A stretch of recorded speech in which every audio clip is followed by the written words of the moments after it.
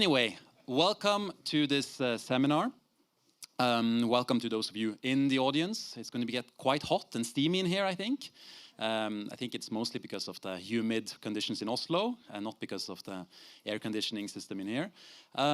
Welcome to you online as well. This is being streamed right now, live, all around the world. I'm not sure how many are watching, but that's a different story. And even welcome to those who are watching this in a pre-recorded or recording. Sometime in the future, some might even watch this again. So welcome anyway to all of you to this seminar. My name is Andreas Østhagen. I'm a senior researcher at the Fridtjof Nansen Institute here in Oslo. I'm assuming that since you all attend an Arctic seminar, you know who Fridtjof Nansen was. So I'm not going to go into a long explanation of Fridtjof Nansen or the Institute. I also have a part-time position at Nord University in the Norwegian Arctic. Always important to say when you're in an Arctic seminar in Oslo, which is not in the Arctic, right? Arne will probably say more about that in a bit. This seminar, Geopolitics and Security in the Arctic, is a collaboration between the Fridtjof Nansen Institute and the Norwegian Atlantic Committee, or Atlanterhavskomiteen. And the Secretary General of that organization will come up on this stage and moderate the second panel. So Ket Hansen Bundt will come and talk more then. But I'll chair the first session of today. And the theme of this seminar, I said, Geopolitics and Security in the Arctic. And what does that actually entail, right? It entails understanding the politics of the Arctic, or more accurately, understanding the international politics of the Arctic and the chance of conflict. Geo, right? The geo in geopolitics is often geographic factors. And what are those in an Arctic context? It's the melting of the Arctic sea ice. It's shipping lanes or shipping routes that are opening up. It's resources, whether it's oil and gas, fisheries, minerals, etc. But it's also military activity, the Russian presence on the Kola Peninsula, its nuclear capacities there. It's Norwegian investments in its high north, or nordområdene, as we call it here in Norway. So it's a full range of issues, right? But what we are concerned with, we as scholars, I mean, all in this panel are more or less scholars looking at the geopolitics of the Arctic. And we're interested in unpacking where might conflict arise, what factors, issues might lead to conflict. And again, since all of you in this room are attending a seminar in the middle of the day about geopolitics in the Arctic, I assume that you're somewhat familiar, right? So we're not going to tell you where the Arctic is, or how much ice is melting, or how many trillions of liters of oil and gas might be located in the north. We go straight to the point and to discuss conflict and geopolitics in the Harri North. This first session, we'll look at the big picture, we'll look at Russia, we'll look at North America, we'll look at China, and then we look at, Norway, perhaps even Svalbard. And then the second session that we have, that Ket will be leading, as I said, we'll look at the Nordic region and Norway specifically as well. And if you've read the program and you didn't like the title, or you found the title of the second panel a bit provocative, great. Then ask questions or come with comments eventually. Because we invite you also to ask questions to the panelists, not to me, only the panelists, in this session and the other session. Okay, so let's start. I said we had 4 excellent academics. I must say, Arne, you're an academic, but also a journalist, a bit of both, right? Arne Holm is probably familiar to all of you, at least if you pay attention to Arctic news. Arne is the editor and the founder of High North News, based in Bodø. But Arne has been a long-time journalist looking at Arctic issues. Then we have Gørild Heggelund, who is my colleague at the Fridtjof Nansen Institute. She's a research professor looking at China. Has lived in China, worked in China for decades, knows a lot about China and China's interest in the Arctic. Then we have Whitney Lackenbauer. Whitney is a professor in Canada at Trent University. Whitney can tell you everything about the Canadian Arctic, the North American Arctic, and why the North American Arctic is very different than our Arctic. And then finally, we have Pavel Devyatkin. Pavel is the senior associate at the Arctic Institute, a DC-based think tank, but he's also a PhD student at the Higher School of Economics in Moscow. So Pavel is American, but also has understanding of Russia and is currently studying Russia's Arctic policy. So quite an interesting panel we have here. And I know Ket will introduce the next panel, so we'll get to that then. So as I told you already, we focused on conflict. And I asked my panelists to answer one question. Which factors will lead to conflict in the Arctic? Not is going to necessarily 100% lead to something that will erupt today or tomorrow, but what might, in the long run, lead to some more tension, or at least what might cause more tension in the Arctic in the long run. I've asked all of my participants to answer this question. So Pavel, I start with you. From a Russian perspective, I mean, you sit in Moscow over the last couple of years, you've sat there, studied Russia's Arctic policy. How does Russia view conflict in the Arctic? Thanks very much, everyone. Really glad to be with you here. So I'm going to focus on three main factors. The first one is freedom of navigation operations, FONOPS. The second one being strategic arms proliferation. And the third one being Finland and Sweden joining NATO. So in general, there's the popular view in Arctic geopolitics that there's a low possibility of conflict in the region due to local factors. But that's not to say that there are some issues to pay attention to, developments that require increased attention that we could discuss building a conflict resolution regime about. So freedom of navigation operation, or FONOP, the Western Arctic states and Russia are active in demonstrating their access to and presence in potentially contested territories in the Arctic. This procedure creates a vicious, dangerous action-reaction spiral where, from the Russian perspective, for example, the United States' intent to conduct a freedom of navigation operation in, say, the Northern Sea Route, which is considered historically Russian internal waters in Russia, that's considered aggressive and at odds with Russia's domestic legal regime. The stated intent by naval officials in Western Arctic states, by diplomats, by think tank analysts, is all part of evidence that's used in Russian narratives related to encroachment and encirclement around Russia. For example, these freedom of navigation operations are put into the context of other military activities in the region. In 2020, for the first time since the end of the Cold War, the US sent warships, together with the UK, to the Barents Sea. And whenever the possibility of a freedom of navigation operation is discussed in Russia, they put into the context of other military activities in the region. The Barents region is very important for Russia. In rhetoric from Russian officials, from analysis coming from Russian think tanks, it's always contextualized that Russia was invaded twice by Western troops in the 20th century in this region. First by US and UK troops as part of the Allied intervention into the Russian Revolution, and second by Nazi Germany. So this situation leads to an action-reaction spiral in terms of military activity, but also new laws and legal regimes are being developed. For example, in 2022, there's a new law that suspends the rights of foreign warships entering the Russian Arctic. Foreign warships are now required to notify Russian diplomats through diplomatic channels 3 months in advance.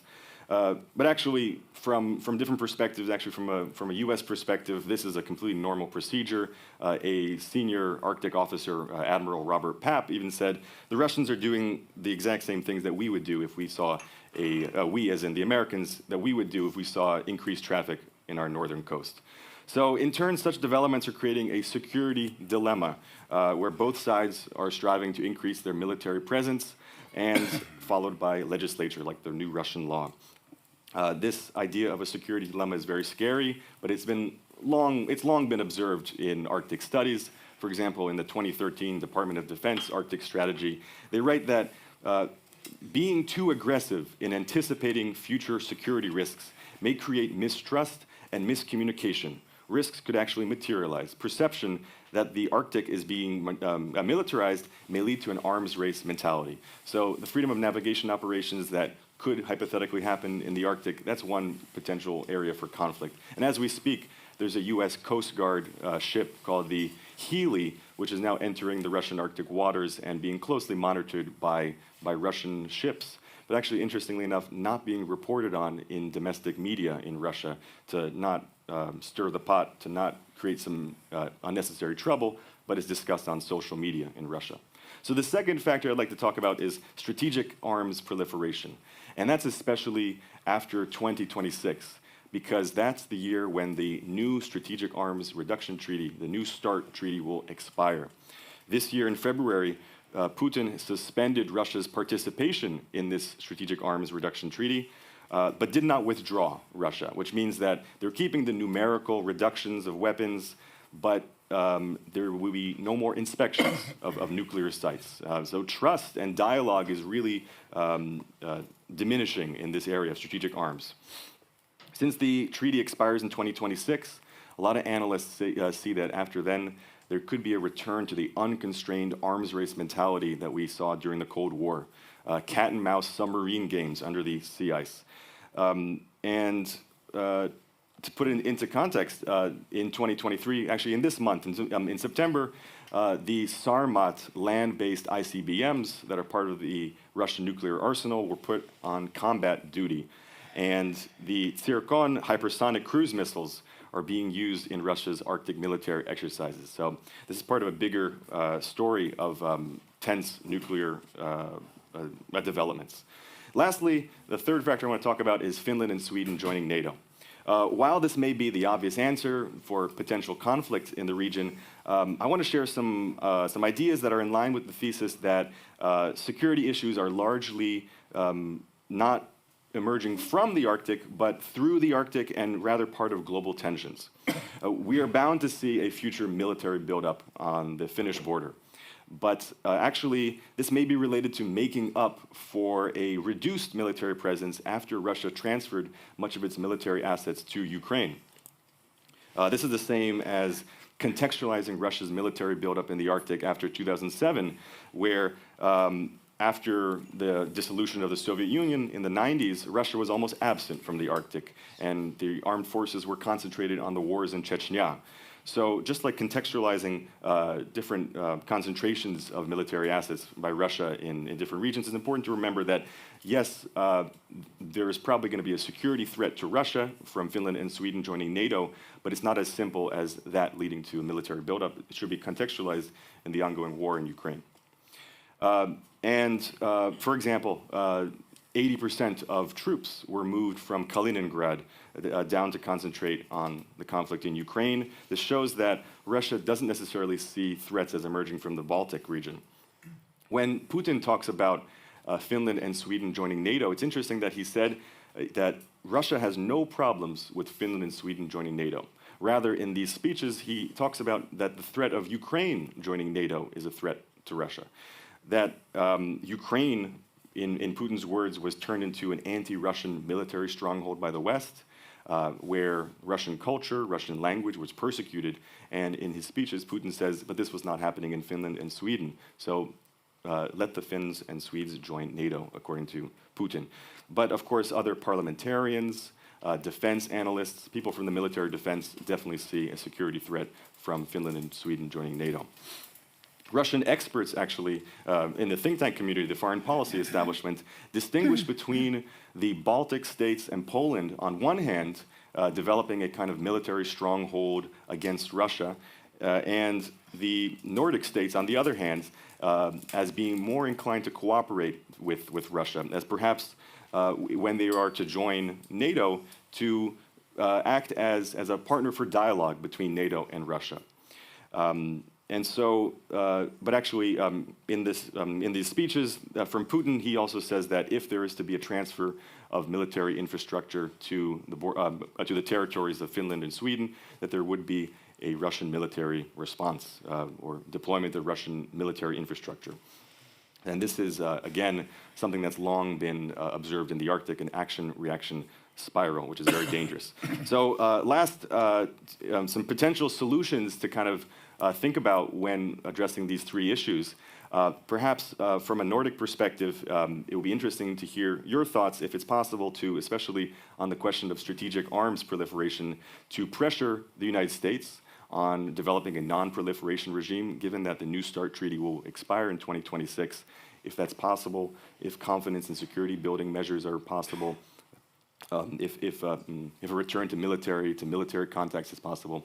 These are all hypothetical solutions. Thank you very much for your attention. Thank you very much, Pavel. Can I ask you just one quick question? 3 days ago, Russia, or Foreign Minister Lavrov, cancelled Russia's participation in the Barents Cooperation, right? Which is, for those of you who don't necessarily follow the Barents Cooperation, consists of the Barents region, which is the 3 Nordic countries, Sweden, Finland, and Norway, alongside northwestern Russia. So in your points, you highlight that the Nordics are seen as maybe more benevolent than other actors, and there might be a stabilizing dimension to Russia's view on the Nordics, despite joining NATO of Sweden and Finland. But at the same time, Russia cancels cooperation with the countries. How do you read this development? Right, yeah. It's a very depressing development, especially because the rationale for the withdrawal from the Barents Euro-Arctic Council the other rationale, not only from the Ministry of Foreign Affairs, but also analysts that discussed this development from last week, was that now is the chance to exit from this pressure, Western pressure of an environmentalist green agenda. Interesting enough, the same rationale could apply to the International Arctic Council. But perhaps Russia is not ready to withdraw from the Arctic Council because as we've been discussing in these workshops, that perhaps that's one of the last remaining formats where Russia can face the United States and can be seen as an equal partner. The question of how can Russia see Nordic states as potential cooperation partners, it's definitely worrisome because it seems that they've separated the questions between environmentalism and the green agenda from military defense and security issues. We can also see this development in how Russia or Russian officials oppose the securitization of climate change in the United Nations Security Council, for example. That the Russian representatives in the United Nations turned down the resolution by the Security Council of including climate change on the security agenda. And Russian officials, like, for example, Putin's climate change advisor, warned that if climate change and security were linked to each other, then that would lead to, for example, sanctions on Russia related to climate issues. So perhaps the reason why we could see that there's a separation between the Barents Euro-Arctic Council, but still hoping to look at Nordic states in NATO as potential cooperation partners is because of this difference in trying to separate security issues from climate change issues, not looking at the fact that perhaps climate change itself is a soft security issue that we have to look at. Great, thank you. Okay, as I said earlier, I hope we have some questions from you at some point. I'll open up for questions at the end when we've heard from all 4 participants. But Whitney, across the pole, literally across the pole from Russia, Canada. Canada talks a lot about Arctic sovereignty, defending its homeland, but most of the Canadian population, I think it's 90% or so, live very close to the US border.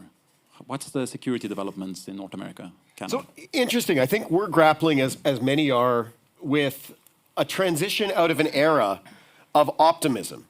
And sometimes in the expert circles, we talk about this idea of Arctic exceptionalism, that the Arctic is removed from normal international geopolitical pressures and is insulated from the world. It's a place where we can undertake special cooperation. And the way this was framed from the 1990s until recently, and even in some circles today, is setting up this binary equation where it's either complete cooperation, everybody's buying into a cooperative agenda, regardless of what goes on elsewhere, versus conflict. That if we do have the Arctic become linked up with dynamics in the rest of the world, it's likely to spill over because there are special vulnerabilities, the drivers of climate change, technology change. Instead, I think it's this transition now in North America to seeing that we're now in an era of competition. That setting it up as either cooperation or conflict limits our options and doesn't capture the complex dynamics that are playing out within the region. So as in the European high north and Arctic, a lot of the focus is on Russia and China. A lot of my discomfort is Russia and China are almost linked as if they are similar actors. And as we're going to hear from Gørild, and we've already heard from Pavel, when we bring them into dialogue, they're actually quite different actors. There may be some alignments where out of interests that come together, they will act what may appear to be in partnership. I think it's going to be more transactional arrangements of individual benefit that come together shorter term. But trying to make sense of what these geostrategic or geopolitical competitors on the global level mean for the Arctic itself. And people like Andreas and Svein have written excellent pieces, encouraging us to think about levels of analysis in a very deliberate way. Are we talking about global issues that have an impact on the Arctic? Are we talking about truly regional circumpolar issues involving the Arctic as a whole? Or are we talking about sub-regional or even national issues in the Arctic? And the importance of being clear on what we're analyzing and what we're including in Arctic security. And I think in North America, or particularly in Canada, when we talk Arctic, we talk about the Canadian Arctic. We talk sovereignty. We talk about a sparse population, lingering concerns, which I think are often unfounded, about how much people respect that this is Canadian sovereign territory. A poor analog would be Article 1 and the Spitsbergen Treaty and emphatic Norwegian statements that that's all that needs to be discussed about Svalbard because it's all there. Canada has a similar approach to talking about our waters in our Arctic islands, saying these are historic internal waters, they are Canadian. But there's still this lingering concern that forces us to have our attention being very Canadian focused, which I think dovetails with our conversation here, because when I think of potential armed conflict or the front lines of escalation from competition into something else, it's not going to happen in the Canadian Arctic. It's unlikely to happen in the European Arctic, but more likely to happen in the European Arctic. So one of the ways that I encourage North American analysts to think about Arctic security is distinguishing between threats through the Arctic, threats to the Arctic, and then threats in the Arctic. So when I'm talking about threats through the Arctic, it's that, say, Russia is developing hyperkinetic delivery systems, next generation cruise missiles, its northern fleet of submarines, the maritime-based part of its nuclear triad being based on the Kola Peninsula that would deploy out through the Arctic to go somewhere else to find a launch platform. These are Arctic issues because they have an Arctic connection. But in a way, we have to start by understanding the global strategic environment, global deterrence, and then asking what makes the Arctic unique, or where does the Arctic fit within our broader global deterrence postures. What I'm trying to say here is those drivers do not relate to Arctic resources or Arctic boundaries, or I would even say climate change primarily. It's technological change, it's global politics playing out in the region. So this is where the concern about spillover of global conflict into the Arctic, again, not caused by Arctic dynamics, but the Arctic being drawn in is very real and something we must consider. And in North America, it's part of North American defense modernization, talking about the importance of domain awareness, how essential it is that we understand what's going on within Arctic spaces as part of global domain awareness and global deterrence. And in the US descriptions, the importance of information dominance, making sure that we're able to ingest, pull in information that's relevant and fuse it, make sense of it at the speed of relevance, and make appropriate decisions at the right scale to deal with these issues. When I think of threats to the Canadian Arctic, the examples that are often cited are not primarily military threats. They're a mix of political threats and economic threats with other things. So recent examples in Canada and the United States, balloons. One case of a Chinese surveillance balloon flying over. Is that a threat to our Arctic that we weren't prepared for? Okay, yep, there was a balloon that went down in the Yukon. There's no indication that the signature is Chinese at this particular point. That's a particular threat. Marine scientific research and sonar buoys, or different systems that the Zhuilong, the Chinese research icebreaker, deployed somewhere offshore of Canada that appear to have, and I don't have any inside information on this, but perhaps floated into Canadian waters. That's a threat potentially because it indicates that China is doing research that could also be preparing for submarine operations or surface vessels. Okay, yep, that's it.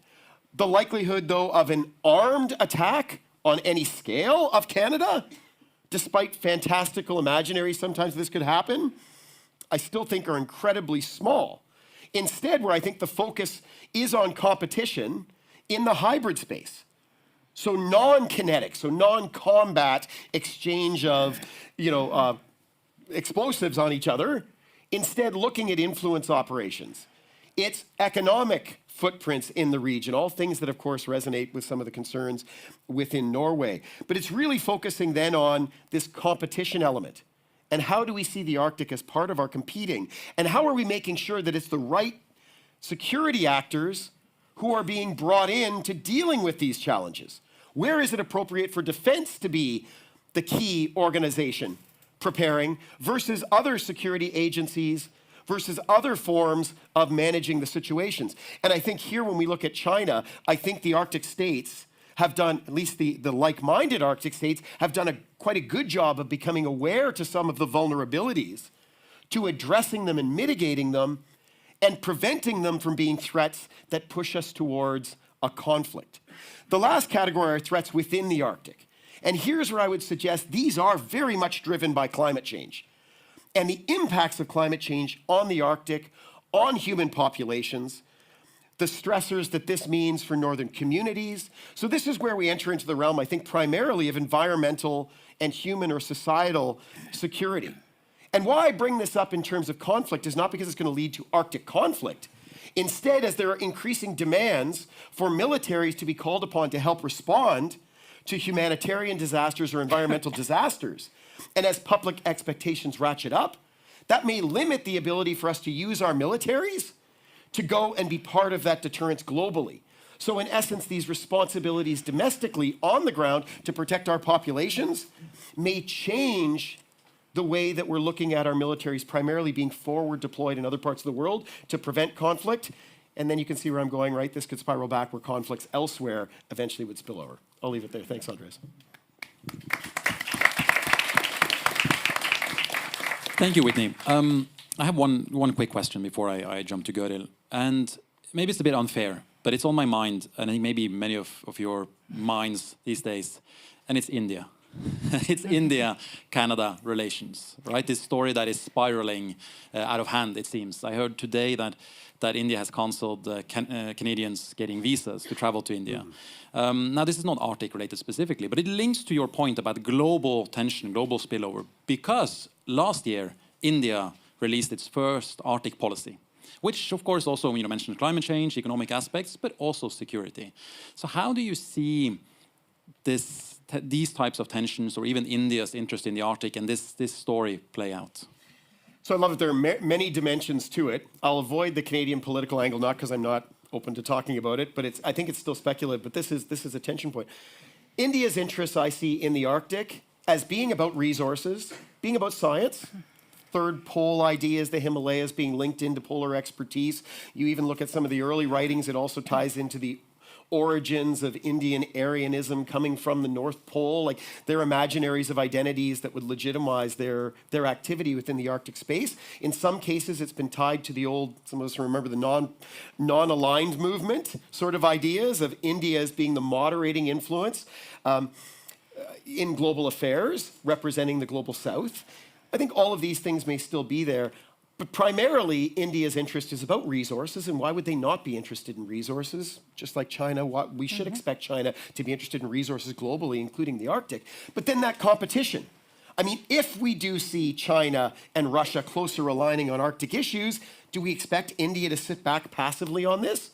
Right? It sees itself as having a unique role, and one might even say responsibility vis-a-vis China and balance of power in Southern Asia. We might even talk about the Malacca dilemma. Some of us will know this concern about in a conflict between China and India, whether India would seal off the Malacca Straits and constrain China's mobility to project force out. What about that shifting to being a Bering dilemma? If China and Russia were to become very closely linked, and this provided the Northern Sea route as another artery for Russia to get around a Malacca containment sort of strategy. So again, when I see this, we should expect India to show interest. We have to be careful not to overinflate their Arctic interest or the presence of an Arctic strategy as suggesting that now they're a main player. But I think we have to really couch a lot of it in India-China relations, and then especially Russia's interest perhaps in not becoming subjugated or completely dominated by China, dependent on China in an Arctic context, but having a diversity of supporters within that expanding BRICS community. Thank you. On the notion you mentioned there, overinflation, I'm turning to you, Gørild, because there is perhaps a tendency to overinflate China's interest in the Arctic. Or am I wrong? How do you see China's role in potential future conflict in the north? Well, thank you, Andreas. You've asked us to look at potential for conflict and also potential for stability. So I have looked together with colleagues at FNI into 3 different narratives, scenarios, maybe I don't know. But the first one is the Arctic becomes an arena for even greater power competition for China. And so these are some points that I will mention now that are in the global narrative on China as possible factors that could lead to more disruption in the Arctic in the near future. For instance, China is taking up more space on the global stage, in global forums, like G20, UN, the BRICS, including India, of course. And also, China is working for a new global order. Chinese efforts to subvert the rules-based international order, as stated in NATO's strategic concept from 2022. This is the second point. I'm just listing a few points that are in the global narrative. China becomes more assertive in the Arctic, taking up more space there through activities with Russia, as has been mentioned here, and this moving more towards Russia and a more subservient Russia to China and to Chinese interests due to the sanctions and to weaker Russia. And of course, there is the narrative from the US. I mean, the narrative on China will intensify. There is the surrounding China, kind of with in Asia, for instance, South Korea and Japan together with the US. I mean, these aspects could intensify, you know, the discussion surrounding China. Economic de-risking. There is a wish to be less dependent upon China, and also there are trade wars, and there's a competition that China or US will win. So these narrative points to the fact that China will move closer to Russia, and we will see more frequent, you know, joint naval or maritime exercises and also research activities with Russia, and China will gain a stronger foothold in the region and will have more access to the Russian Arctic. And these developments may turn the polar region into another front for US-China rivalry. Hence, induce more disruption and potentially lead to conflict. But we think this is a very black and white and simplified narrative, and it's hard to see that this will actually happen, as it would not be in China's interests, we believe. So the second narrative or scenario that we have looked into is that China will lose interest, waits and see, has an attitude of wait and see, and to see what is happening, what are the developments in the Arctic. This narrative raises aspects that may lead to less attention towards the Arctic from China, and also less disruption and not so potential conflict. So on the global level, we will see that China further alienates. Oh, my mic disappeared. Disappeared. Is this mic on? No. Something happened. Testing. And we'll lose our online audience. Okay. No? Okay. Oh. Gørild? I don't know. No, I'm not on. Okay. Anyway, so on the global level, we'll see a further alienation with the West due to many issues that have already been mentioned. And there are too many pressing matters for China, US-China relations, including trade issues and other issues. EU-China relations could sour. Now issues on electric vehicles are appearing. And on the domestic side, there could also be some issues that could influence foreign policy and security issues. For instance, less foreign investment in China, economic recession, unemployment that could create domestic challenges and instability in China. There's also the property sector slowdown, collapsing trade and low consumer demand, for instance, could lead to, for instance, political instability. We have seen some ministers have stepped down recently. And this could lead to more focus on domestic stability. And so we see that this narrative or scenario would not really lead to conflict or escalation of disruption in the Arctic. But we don't really believe that this will be the case in the coming years, that China will not participate in the Arctic, because there are interests on the part of China, the Polar Silk Road, many documents, policy documents, the 5-year plans, etc., and mention the Arctic, and the Polar Silk Road. So we think there's a gradual approach from China in the Arctic, which leads to the third view on China in the Arctic. And that is China wants stability and to keep status quo in the Arctic, which we think is the most likely scenario. China's interests were listed in the white paper that came in 2018. And these range from a number of issues, of course, from shipping, resources, climate change, environment, etc. And China is interested in international cooperation in the Arctic. The white paper states that it wants to collaborate with all Arctic states on the Polar Silk Road or other issues, research. And there's also an expectation from China on increased scientific cooperation and participating in international Arctic research expeditions, for instance, with Chinese scientists in Arctic states. China has so far kept a low profile in the Arctic, we see. It's engaged in scientific research, some shipping, and also some resources, of course, energy, and in Yamal, in Russian Arctic.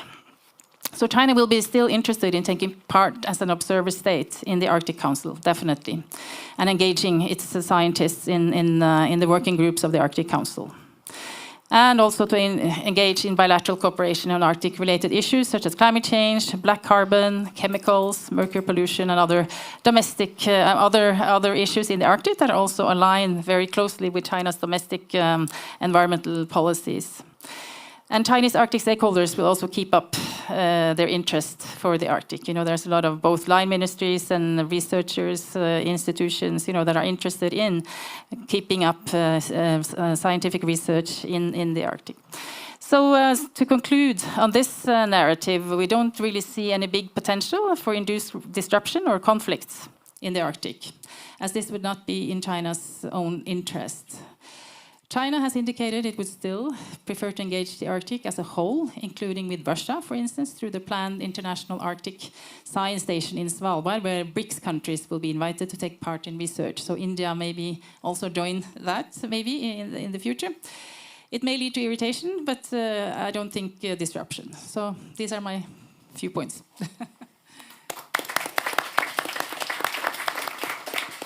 Thank you, Gørild. Just a quick follow-up. Pavel highlighted, and I think Whitney as well, the increased Russian-China collaboration also in the Arctic, especially after Russia's full-scale invasion of Ukraine last year.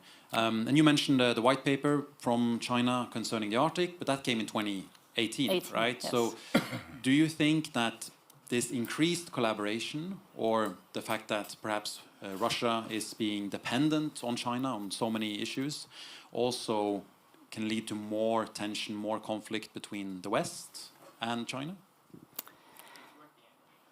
Is it working? Yes. Okay. Well, I think it's a good question.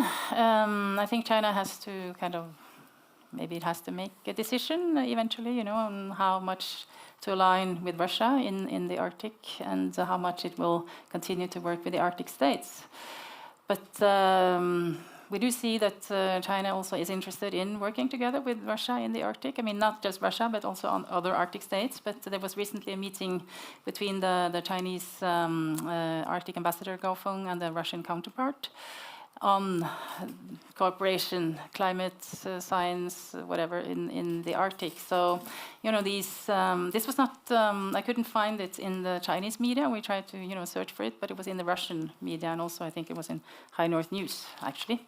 So, there are some indications that China would like to work more with Russia in the Arctic, but in the end, I think, as I said, I think it's in China's interest, to work with other states, Arctic states, and we do see, collaboration on bilateral levels, for instance, between Norway and China on very important Arctic environmental issues like black carbon and other,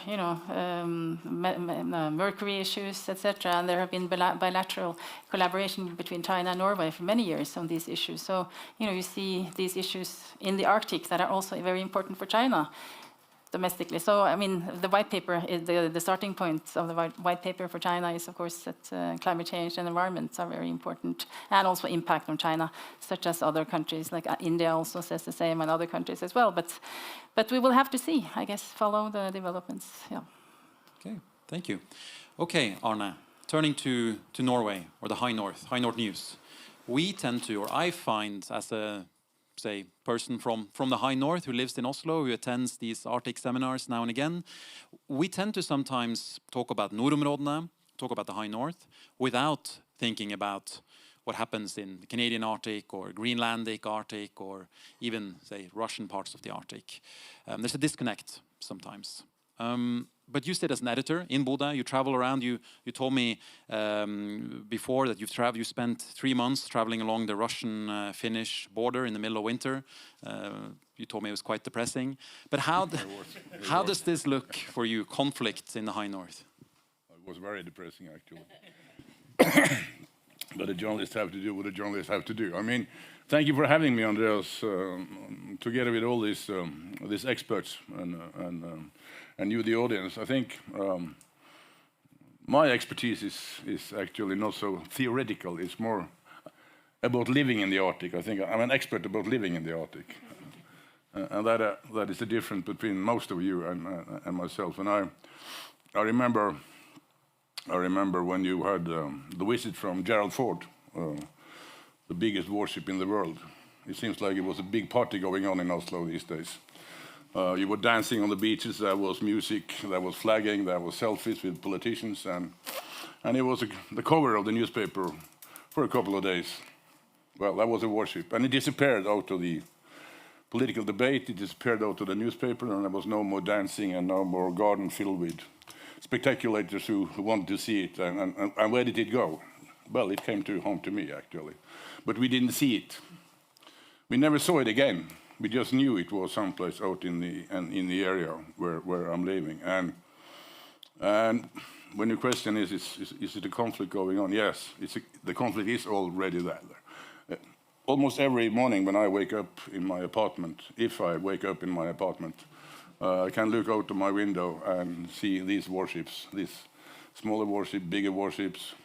I never saw Gerald Ford, but the harbor is just 100 yards away from my window. So, and I only see what's on the surface, what's under the surface. I of course don't see, but we know what's going on, and this is a kind of a daily life for Arctic human these days. The military exercises and warships and planes and military exercises. I think my colleague Astrid counted some 20 Russian military exercises in the Arctic just around our coast in May, give or take.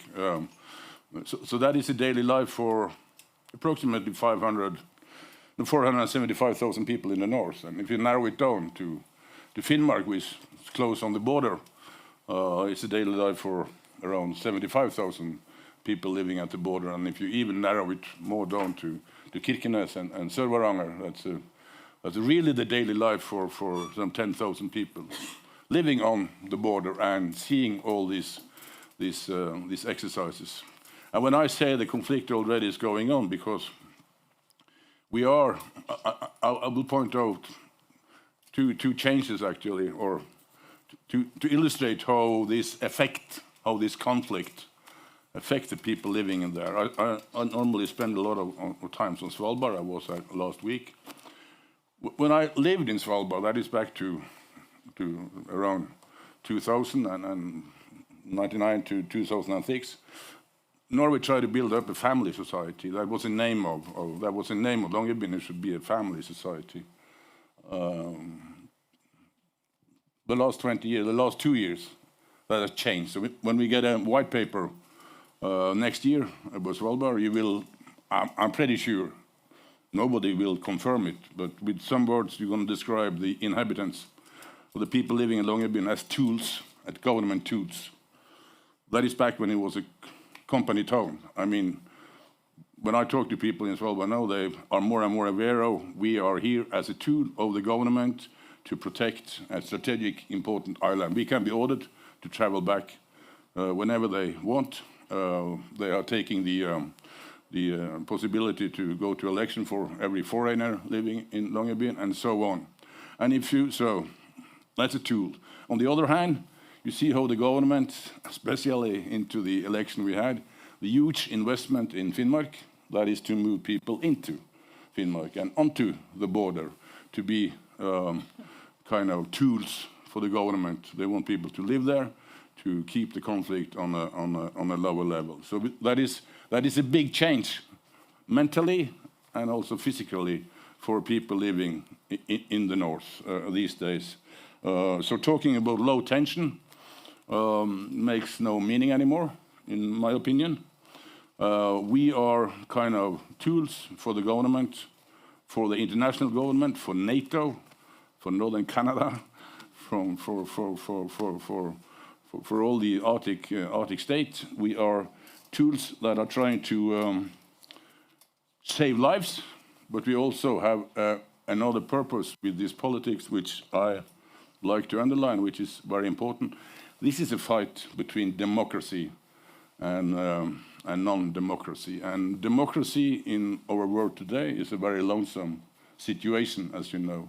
Less and less countries are democratic states that we can negotiate with countries that we can trust. Even into the European Union, you have countries that are leaving the democratic ideals. You see the growth of right-wing politics parties that are engaged, maybe even paid, with the Russian standpoint of how the world look. In Norway, for some reason, we haven't had this alt-right movement, but that is one of the possibility to escalate the conflict, the fight between democracy and the fight against dictatorship. And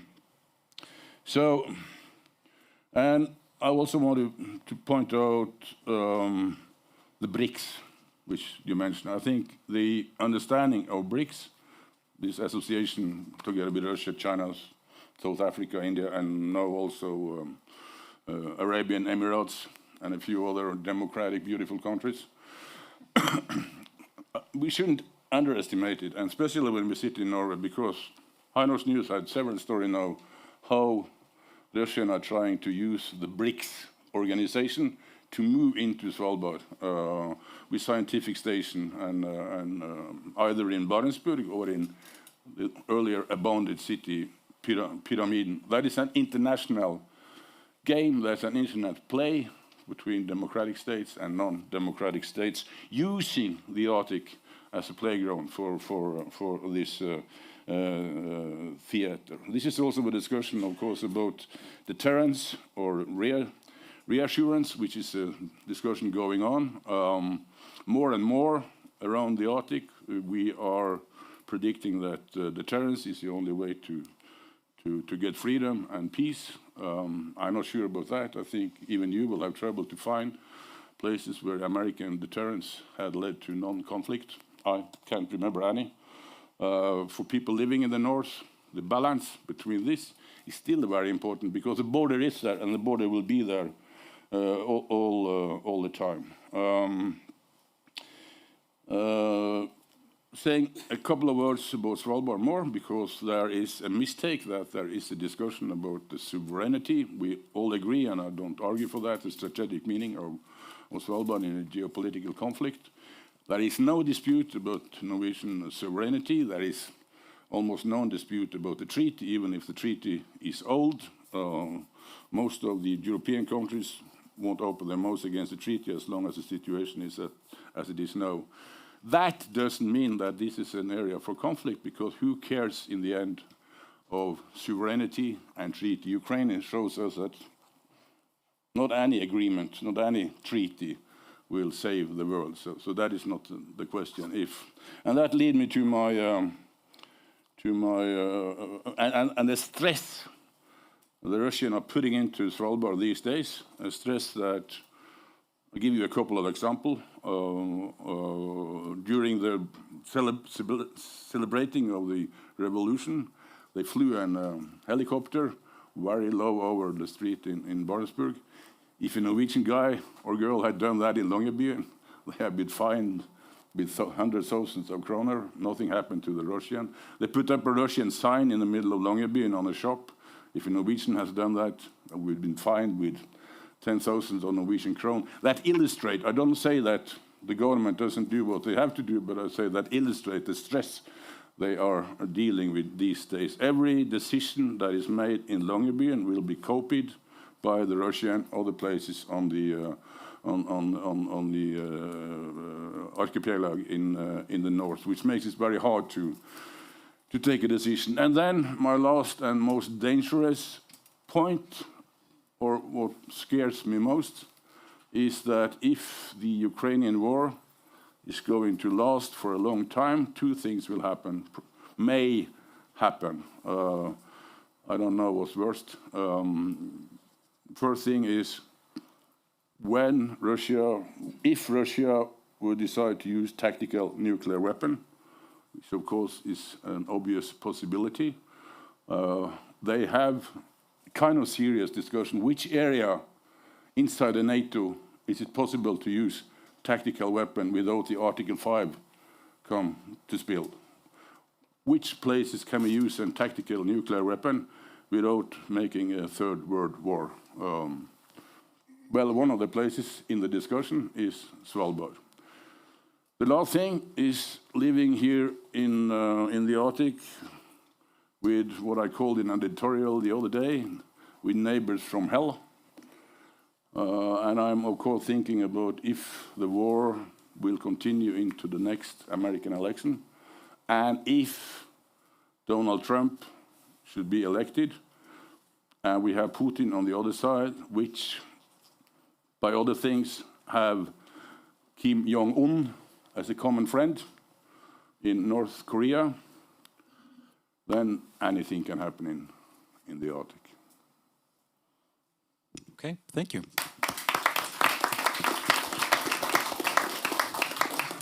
Some bleak perspectives there, Arne, that I hope the audience will question you about. Before we open up for questions, I have two to you.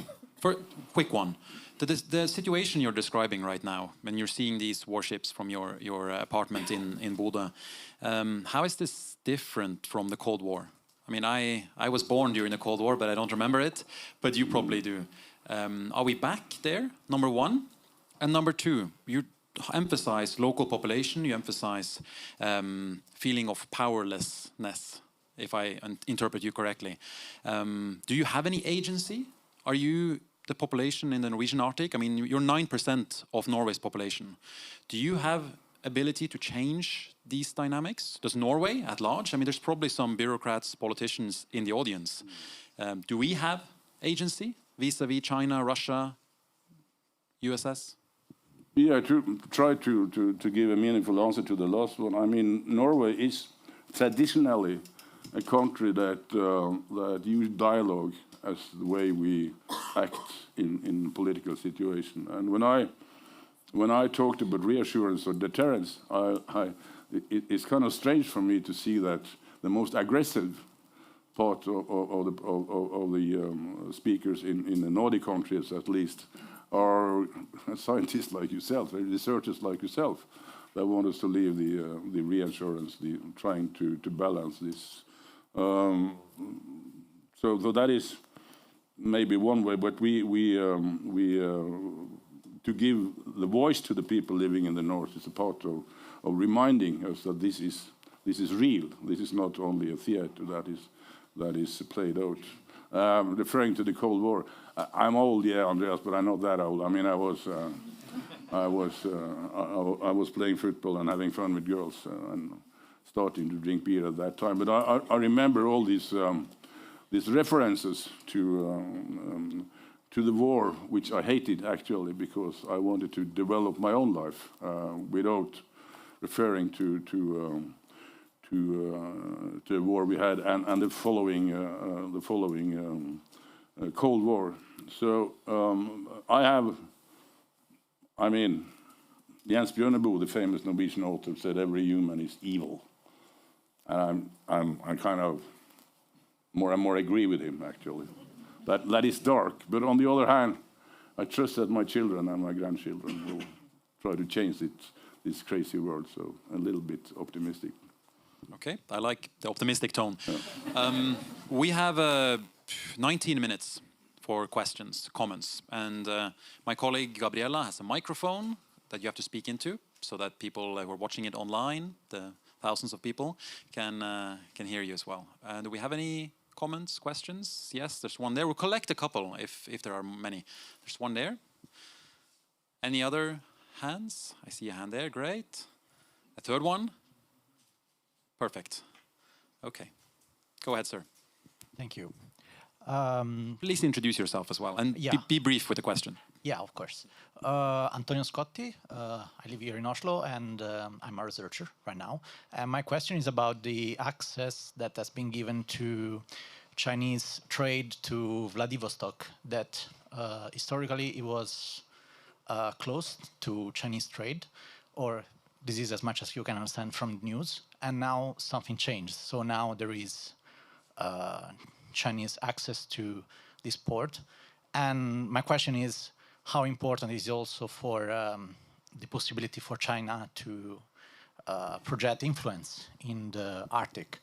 I mean, you cannot project influence if you don't have any naval base that can help you to go there. Thank you. Thank you very much. And then there was a question here from the lady. Hi, I'm Olivia. I'm just a student. I'm deeply concerned for indigenous sovereignty and the way in which geopolitics of the Arctic infringes on said indigenous sovereignty. And so I was wondering if any of you could speak on that. Great, thank you. And being a student is just not just. It's a great thing. Yes, there was one as well from the gentleman there. Yes. Thank you very much. My name is Bjørn Olav Knudsen from the Norwegian Defence Research Establishment. I have a question about NATO's role in the Arctic, and especially the role Canada looks upon NATO in the high north, because there have been some disagreements between Norway, Iceland, and Canada concerning what kind of role NATO has in the north. So please stop and touch upon that. Thank you. Great, thank you. And please think of other questions or comments that you might have while we talk about these three. I'll go to you first, Gørild, for the question from Scotty on Chinese trade and Vladivostok. Okay, thank you. That's an interesting question, of course, important question, and I guess it shows that China and Russia are working more closely on certain issues, and Vladivostok was originally, wasn't it, a Chinese city many years ago, actually? But anyway, so yeah, that is an interesting development, and maybe in line with some other developments that we see, that China and Russia are working together on different aspects. I mean, they've had maritime and naval exercises in the Arctic, for instance. So I think yeah, this could be some new developments, but also maybe showing that Russia, I don't know, I mean, Russia is, has been, you know, more critical, or not critical, but careful about letting China into the Arctic, in the Russian Arctic. So, but I guess due to the sanctions and the war, it's more, you know, maybe easier for China to negotiate some deals with Russia, as has been mentioned. And you asked also about Chinese impact in the Arctic, and well, I see that China is active in the Arctic in certain areas, and I mentioned those, you know, research, shipping to a certain extent, and also energy. So, of course, it has some impacts in the Arctic, and I'm not sure if you meant the Russian Arctic or just, you know, the Northern Sea Route and the Polar Silk Road. I mean, China is still interested in going through with these projects, but we also see, I guess, a little bit of, I mean, as also you mentioned about Russia and China, I mean, they're not an alliance, you know, China doesn't really have an alliance, or it's not a partner. I mean, it's a pragmatic kind of partnership in a way. And there are underlying issues, I think, between Russia and China that don't come out so clearly in the media. But I think that's important to remember. That for China's case, Russia is a big neighbor, need to keep a relationship with Russia. But of course, there are some benefits of doing that even more now. Gørild actually has a book chapter just out on China's impact in the Arctic, together with colleagues. She might send it to you if you ask her nicely. But Pavel, I would like to jump to you as well on this topic, China-Russia collaboration. You didn't really touch upon it in your 3 points about conflict. But sitting in Moscow at the moment, how do you see the discourse about China, letting China in or needing China? Thank you very much for your questions. About Vladivostok, there was just the Eastern Economic Forum in the city, which is a very important gathering of business officials and government officials, where they talked about developing the region, the port, and beyond that, the whole Northern Sea route with infrastructure, port investments. China will definitely play a big role in that.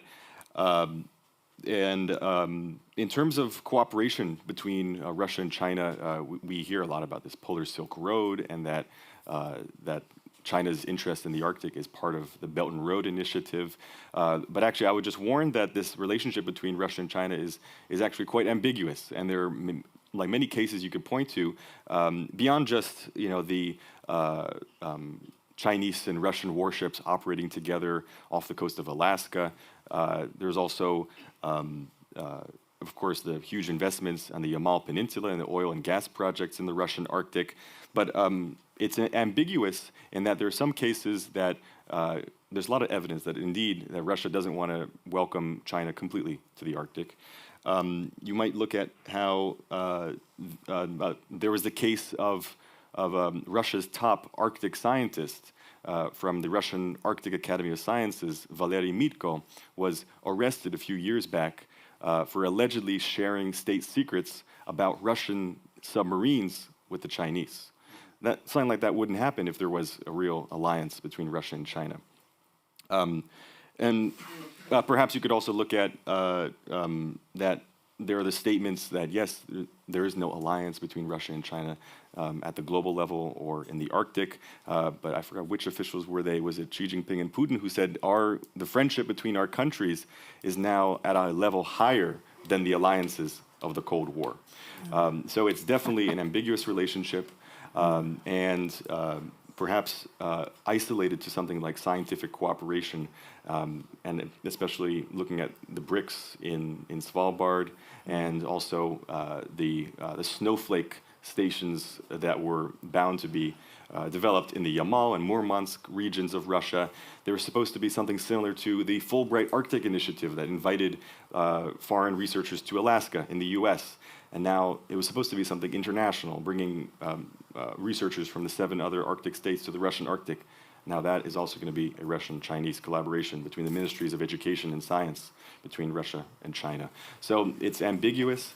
You could point to a lot of different cases. The arrest of the Arctic scientist is something that a lot of people point to, all alleged, and but it's ambiguous is the main point, and you could look at many different cases.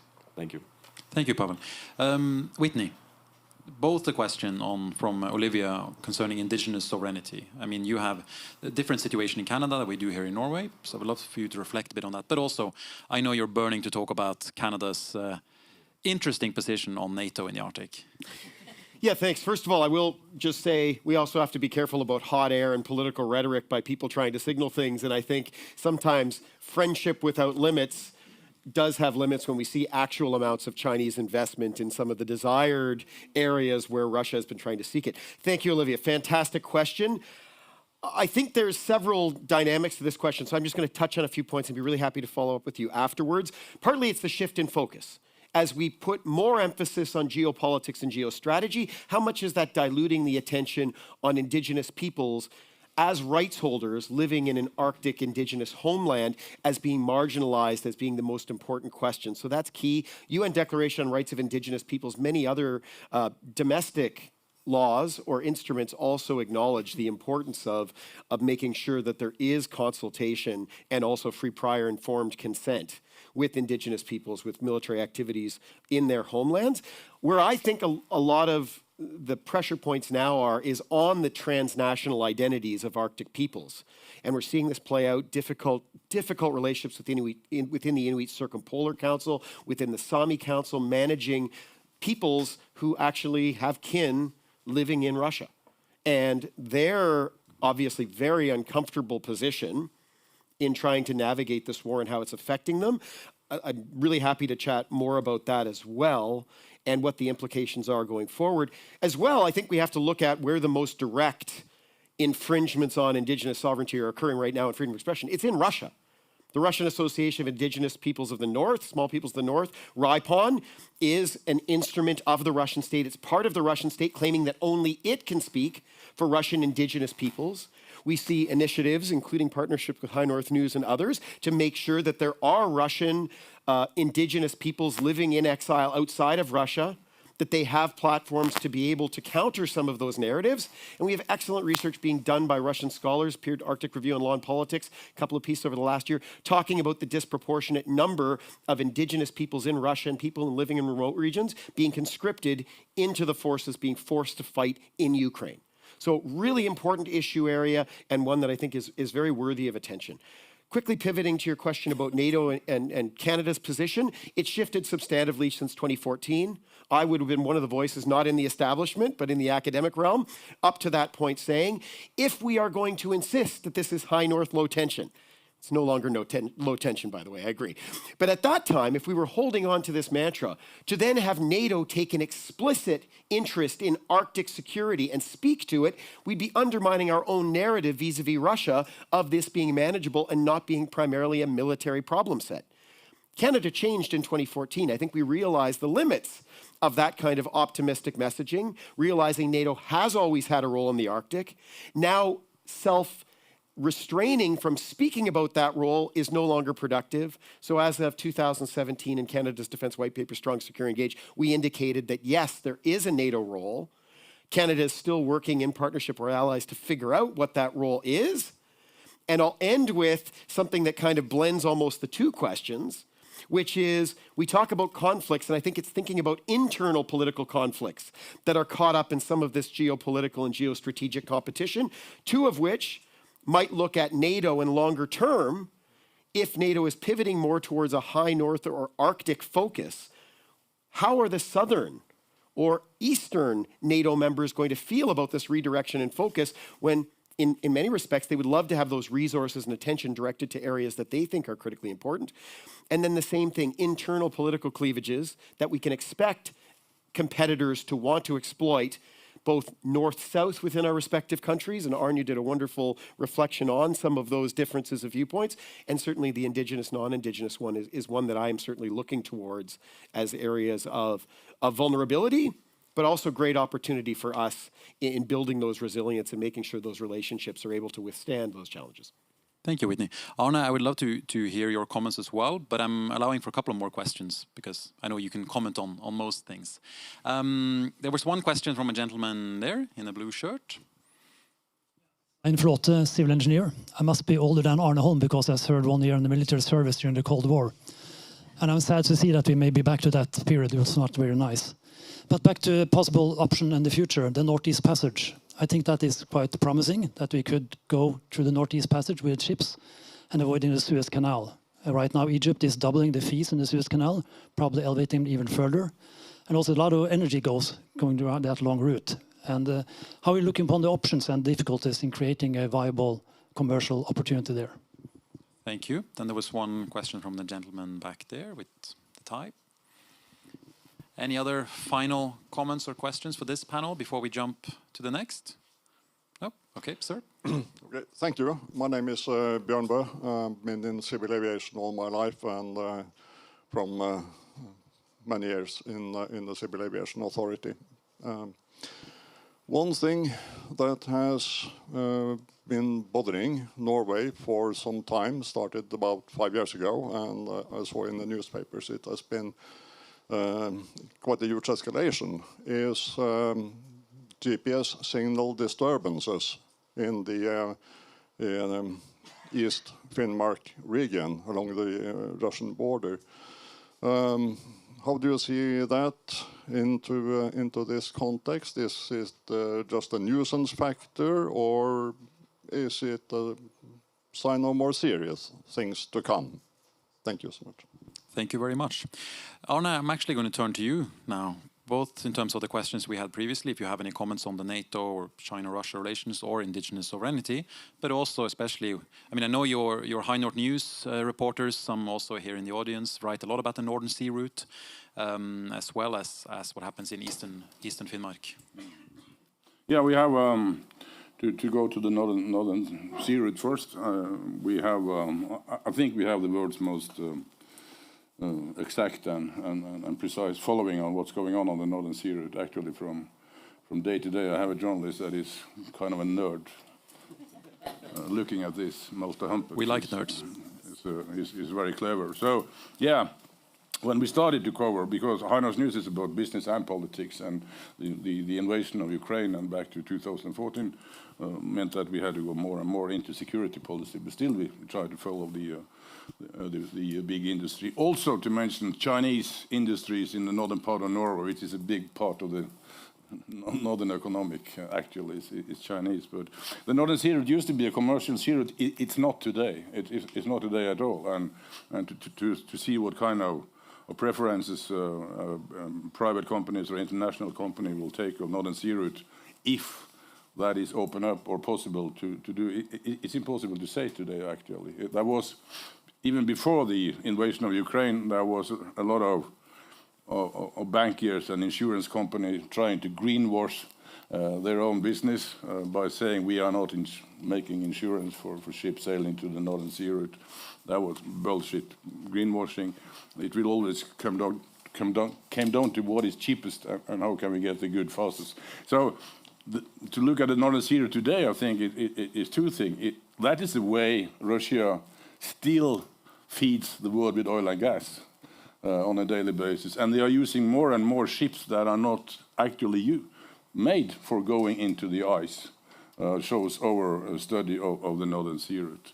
So that's for one thing. And they even use Norwegian harbor for supply and things like that, changing crew and things like that, which is doubtable when you talk about the sanction. The other thing about the Northern Sea route is if this conflict escalates, and the countries trying to defend Ukraine came to a decision, we have actually to stop the oil and gas export from Russia to stop this war. Well, the place to stop it is on the Northern Sea route. So that is an area for conflict on the long run. So we have the GPS. There's a lot of disturbance still going on the GPS, but in my mind, that is, as I talked about the daily life in the high north, and the GPS disturbing is a part of the daily life, especially when you come to the eastern part of Finnmark. So I would be surprised if the authorities doesn't have plans and manage to handle that. But it is a part of a hybrid war, of course. So that will escalate long before Russia used a tactical nuclear weapon. On the indigenous sovereignty, I agree with your comment, but I'm not sure what you mean about it when you talk about Norway. I don't know what the sovereignty of indigenous people in Norway mean, actually. So I have to come back to that. You can have a debate in the break that we'll have in 1 minute. But just, Whitney, I'll let you very briefly also address this idea of GPS jamming. Maybe not, you haven't probably studied East Finnmark, but I know you've looked into hybrid warfare in an Arctic context. Yes, and Björn, thank you for that. I think it's important to think about what we mean by conflict and where that is playing out. If we're associating conflict with armed conflict, these are tricky issues to manage at the best of times, but they won't fit that description. It really is identifying what activities below the threshold of armed conflict do we decide require deliberate responses. So when I think about vulnerabilities to our Arctic, it often relates to civilian infrastructure, that disruptions will have an impact on military mobility or operations or domain awareness, but at the same time can just purely be disruptive. So a lot of attention the last year focusing on submarine cables, submarine telecommunications infrastructure, and cyber infrastructure more generally, where we've seen disruptions, high-profile ones in Greenland, for example, even as recently as the last 2 weeks in Canada's Northern Territories, trying to disrupt health systems and exchange of data simply to create chaos or perhaps to sow seeds of distrust in our institutions. This, to me, isn't armed conflict, but it's definitely a form of competition and disruption that is intolerable. We just need to figure out the mechanisms to deal with these and avoid them escalating into something where perhaps we lose control of the situation. Thank you, Whitney. Arne, of course, being the editor, wants the final word. I forgot the NATO, but just to say about this cable and the communication trouble. If I lived in Iceland, I would be, Silja maybe say that, I would be pretty scared about the situation. But you have to remind you that none of the episodes we have in Norway, either that was Svalbard or that was on the coast of Finnmark, is any proof that this was Russian or an enemy. It could as well be accident. Last week I saw outside Svalbard the Russian trawler. They was sailing and laying in the national park of the south of Spitsbergen, one fabric trawler, 3 or 4 trawlers that was feeding it with the fish they have taken just outside Svalbard.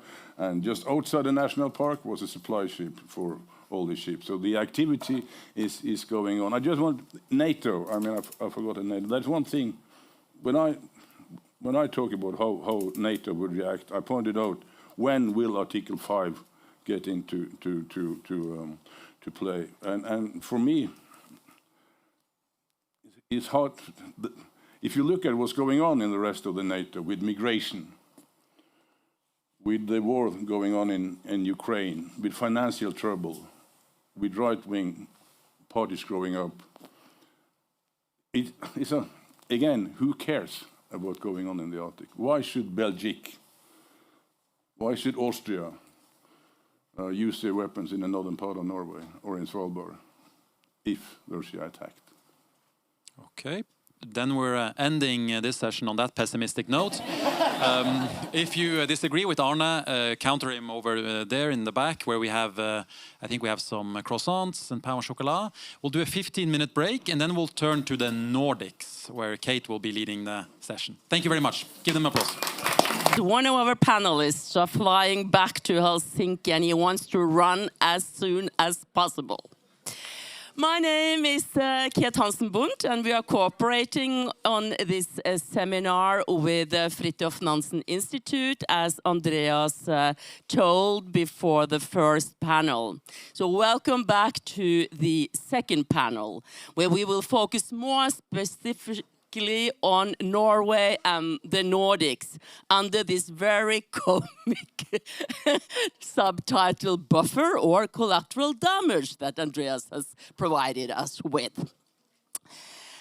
We have with us 4 panelists representing 4 different nations, Finland, Denmark, Iceland and Norway. Unfortunately, our Swedish guest had to cancel, but I'm sure that we will get a lot of food for thought after these 4 interventions. Like the first panel, we ask each participant to present their view on some key factors or developments that could lead to more dispute and conflict in their specific area of competence. Or vice versa, which factors could further stabilize the geopolitical situation in the Arctic. Russia's war in Ukraine has, of course, changed the geopolitical map and strategic outlook of our Nordic region considerably. And we would, amongst others, like to know what the new role of the Nordics will be in the Arctic. Thus, let me first turn to our Finnish panelist, the guy who wants to run and leave us as fast as possible. I don't want to do it, I must. You must. Yeah, I need to be, I'm so sorry, I need to be in Helsinki pretty soon, so I need to run like straight after my remarks. I'm off like some high-level politician. Remarks and off. Exactly, that's how life is, Harri. Harri, Mikkola. has been at the Finnish Institute of International Affairs since 2011, I'll be told, where he's the program director of the Finnish Foreign Policy, Northern European Security and NATO Research Program. His field of expertise includes the Arctic region, resilience, security of supply, hybrid influencing, Finnish defense and security policy, as well as defense market issues. I know we are looking forward to listen to you, Harri. Thank you very much, and good afternoon, everybody. It's a pleasure to be here.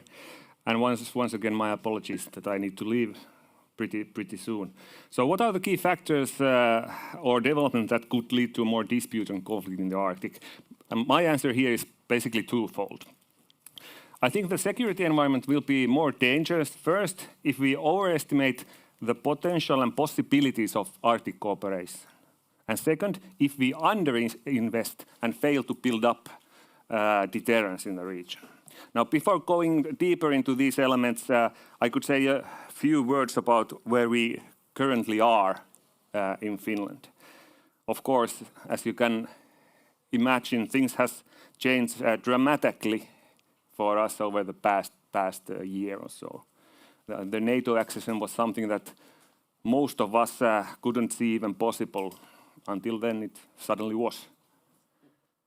Also, in broader terms, the change has been enormous. Our traditional Russia policy is completely broken. The war of aggression, is it working? Yeah, okay, good. The war of aggression made it clear that also for us, that Russia is a revisionist and expansionist power which cannot be effectively contained with diplomacy, nor with the mechanisms of a rule-based world order. As a result, the cornerstones of Finnish Russia policy will no longer be based on efforts to manage security, regional security through dialogue or any forms of self-deterrence or reassurance. Instead, our policy will be focused on building up deterrence in cooperation with our partners and without any self-imposed restrictions. So basically, frontline state policy. And now to my first point, the value or viability of Arctic cooperation. As I guess this audience knows, Arctic cooperation has traditionally been focused on issues such as environment, climate, sustainable development, indigenous issues, and so on. And one could and we must ask, given Russia's cynical track record in these topics, has there ever been a true possibility for sincere cooperation done in good faith on these topics? I leave that unanswered. But in the Arctic, we have nevertheless tried to build up cooperative security through regional, economic, environmental, and political cooperation with Russia without a positive end result. Also, Finland has historically endorsed the role of Arctic multilateral diplomacy and upheld the notion of Arctic exceptionalism that has already been touched upon here. So basically the idea that Arctic cooperation can be used to de-escalate tension between Russia and West despite problems elsewhere on the globe. And I guess currently, similar to other Arctic states, currently in Finland there is certain discord going on between the foreign and defense administrations' take and approach to the Arctic, where some sections of Finnish foreign policy administration still tries to hang on to the notion of Arctic exceptionalism, but the defense folks really want to concentrate on building up deterrence and Finnish defense capabilities also in the Arctic. So in a sense, like Finnish approach is now strategically a bit ambiguous or indecisive, I would say. Now, the way I see that the notion of Arctic exceptionalism is unwarranted in the current security environment, there are two reasons for it. First, the notion focuses too regional, and it fails to understand how the Arctic is connected to broader geostrategic dynamics in the Northern Europe and also beyond. and I guess most of you know this already, but this means basically that in a possible military conflict with NATO, Russia would inevitably, and without any political constraint, try to secure the control of Barents Sea, deny the Western forces operation at the Greenland Sea, Norwegian Sea, North Sea, North Atlantic, and protect their second strike capability by forming a bastion defense that prevents Western naval and naval aviation to attack Murmansk and Kola Peninsula. Secondly, the notion of Arctic exceptionalism fails to fully understand or deliberately brackets out the essence of Russia's regime's worldview and approach towards the West, as well as the role the Arctic plays in Russia's geostrategic plans.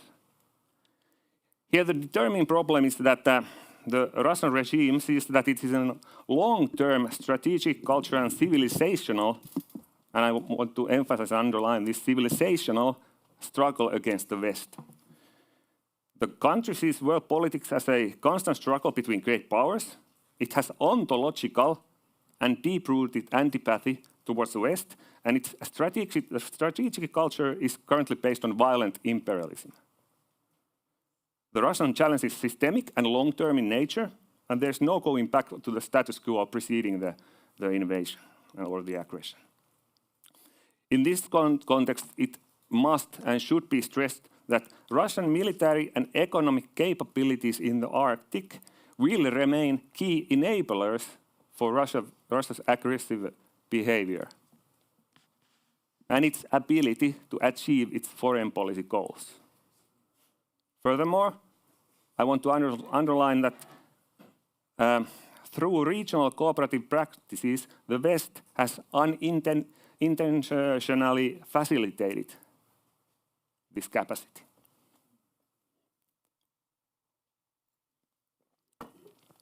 Basically, Russia has been exploiting the Western tendency to self-deter to enable its aggressive foreign policy ambitions.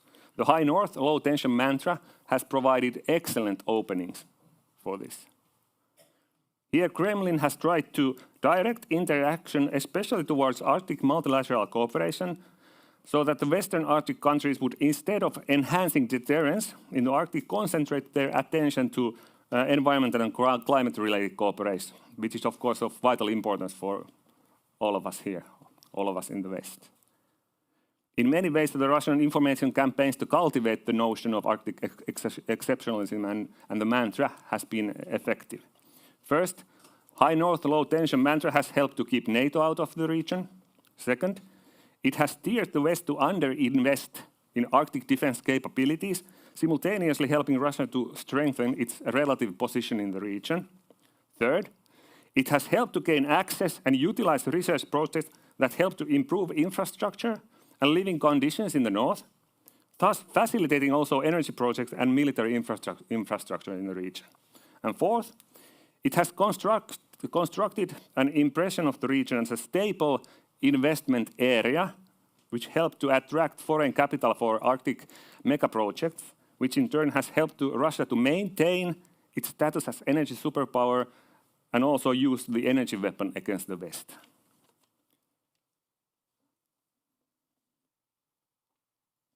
Now, this brings me to my second point, which is deterrence. So basically, military Russia aims to maintain a relative advantage in the region and limit NATO's and Western military development and exercises in the Arctic. Russia tries to portray its own military buildup as defensive, while at the same time the country has condemned all Western military presence in the Arctic as destabilizing, and argued that this could lead to risk of militarization of the region, with all the possible effects of increasing tensions and spillover risks. In reality, the West has sought to limit military activity in the north for general escalation management purposes. Russia has been developing its own military capabilities very actively for the past 15 years. And these military capabilities in the Arctic cannot be considered purely defensive, as they are clearly designed to be offensive against Russian Arctic and other neighbors, as now seen in Ukraine, as now proved in Ukraine. Now, however, of course, now the NATO's defense posture is strengthening with Finnish and Swedish NATO accessions, hopefully Swedish soon. This will, of course, change the balance of power in the whole Northern European theater. For Russia, this is a major loss. And Moscow is presented with a challenge how to make sure that to retain its position of relative advantage, capability for strategic initiative, and escalation dominance. And of course, the accession of Finland and Sweden will partly shift the focus from maritime domain to land domain as well, and will bring new defense responsibilities for NATO in accordance to Article 5. From this point of view, the significance of the region for NATO is also growing rapidly, regardless of whether all actors inside NATO structures still recognize it, with sufficient depth at least. Of course, there's a lot things that we must do. There's a lot of things to do. On one hand, NATO lacks a certain strategic clarity when it comes to the Arctic. As for NATO, there of course are no regional strategies, but there are new regional defense plans, which one of the three is focused on North Atlantic and the European Arctic. The basic premise is, of course, that regardless of how many or how few times the Arctic is mentioned in NATO's strategic documents, the main and publicly declared threat for NATO is Russia. And the alliance's new focus on defense and deterrence only makes sense against this threat. So here is where the Arctic is, of course, a key theater for NATO. But also in NATO structures at the moment, there is certain contrast between political and military action. On the one hand, the region is one of the focal points of military planning. Significant military exercises are held in the region, and the Arctic region has a strong presence in the speeches of course, NATO's Secretary General, for, I guess, obvious reasons. On the other hand, however, I don't think that the region is covered extensively enough in political speech, and its dynamics are probably not sufficiently widely understood within the alliance. In other words, political logic is not following military logic as it should. In principle, of course, this is not a good thing for us here in the North. The key problem is that while West focuses on finding a balance between deterrence and reassurance, Russia focuses on developing policy of deterrence and coercion. It's not a good setting, not a good thing. And as I see, the Western Arctic policy must match the current realities, and focus must be put on building comprehensive resilience in the whole Northern European theater, including the Arctic. Now we have a good possibility to do that if we have the political will. To conclude, I think that the entire Northern European region should be approached as a single strategic entity, and in practice, the military and political activity of the alliance should reflect this reality. In this context, I think NATO should regularly organize Northern European-wide military exercises, which would also have a strong Arctic element. The alliance should also ensure that military plans and command and control arrangements for the region are as seamless as possible. This would be a right start, at least, to guarantee the appropriate balance of power in European Arctic and deny Russia's regional hegemony. Thank you very much. Thank you. Bye. I will no, please. We will open for a couple of questions directly to him now before he is running. But if I may open, if I understand you right, you are not worried that we don't longer have any effective multilateral arena to have dialogue with Russia. You are not worried that we have to have some kind of assurance. You are only for deterrence. Well, we have tried it. We have tried it for years and decades. And of course, we have utilized the Arctic cooperation as an instrument to mitigate the tensions that hasn't had the value in itself, but as a tool for something bigger. And in this bigger goal, it simply has not delivered. And of course, I'm coming from Finland, which is a frontline state in a very difficult geopolitical position and in a very fragile international situation. And of course, we try to reassure the Russians, not to provoke them, historically, for decades and decades. But when we saw the Russian tanks rolling in Ukraine, we thought that, hey, this could be us. So we did what we needed to do. Of course, at some point, Russia could end the war at any given moment. Just leave Ukraine, then we can talk. But at the current moment, we need to do what's necessary and focus on building up our defense capabilities for the worst-case scenario. So you want NATO to have a major role in the region? We were discussing the Canadian a little bit ambivalent.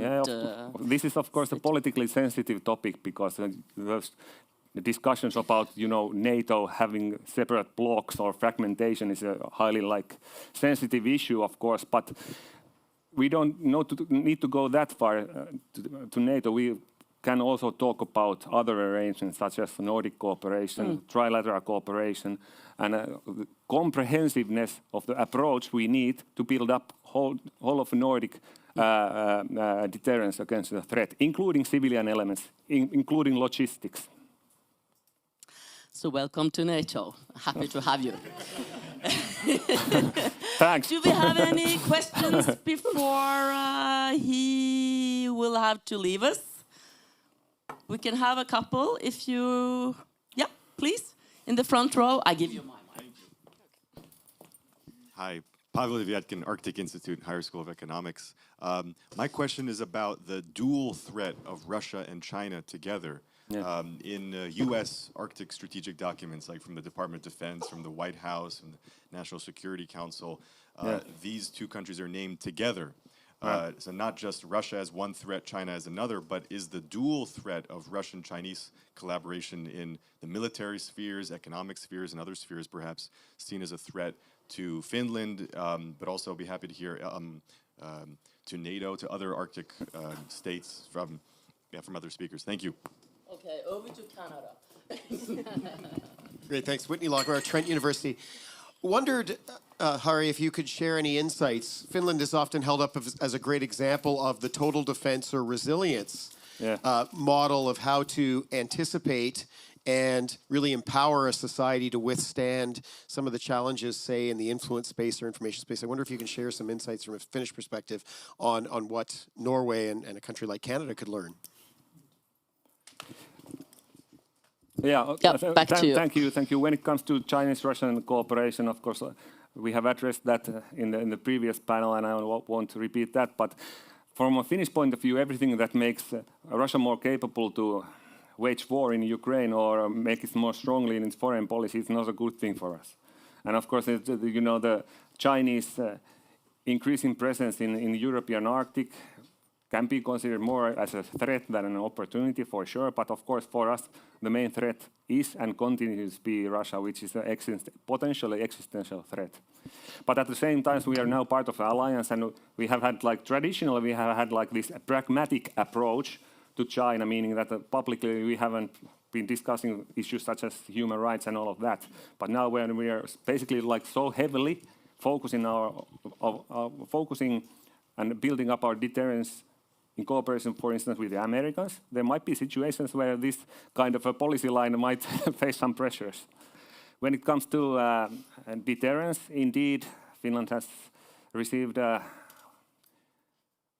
partially well-deserved recognition about total defense, because as the historical roots for this is because we haven't been, as you know, for until now allied country. So we basically needed to prepare for the scenario where we needed to defend our nation by ourselves against overwhelming superpower enemy. And for that, we of course needed all the potential of Finnish society and everybody take part. So it has a long historical roots. We have institutions for that. We have trained it. We have doctrines for that, and it's all right. Sweden used to have that. Now they are trying to build it up again. Norwegian used to have that. The total defense model. I'm not fully aware of what's the state of play here currently with that. But yeah, that's one important element in the current threat scenarios, how to build up comprehensive deterrence. It's just not military, it's against hybrid, it's against a variety of scenarios. And here, of course, the resilience activities plays a major role. Thank you very much. I think we should give him a big hand, Harri Mikkola. Thank you, thank you. And I'm sorry.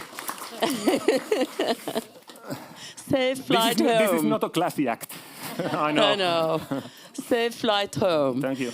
Then I will turn over to our Danish friend, Kristian Søby Kristensen.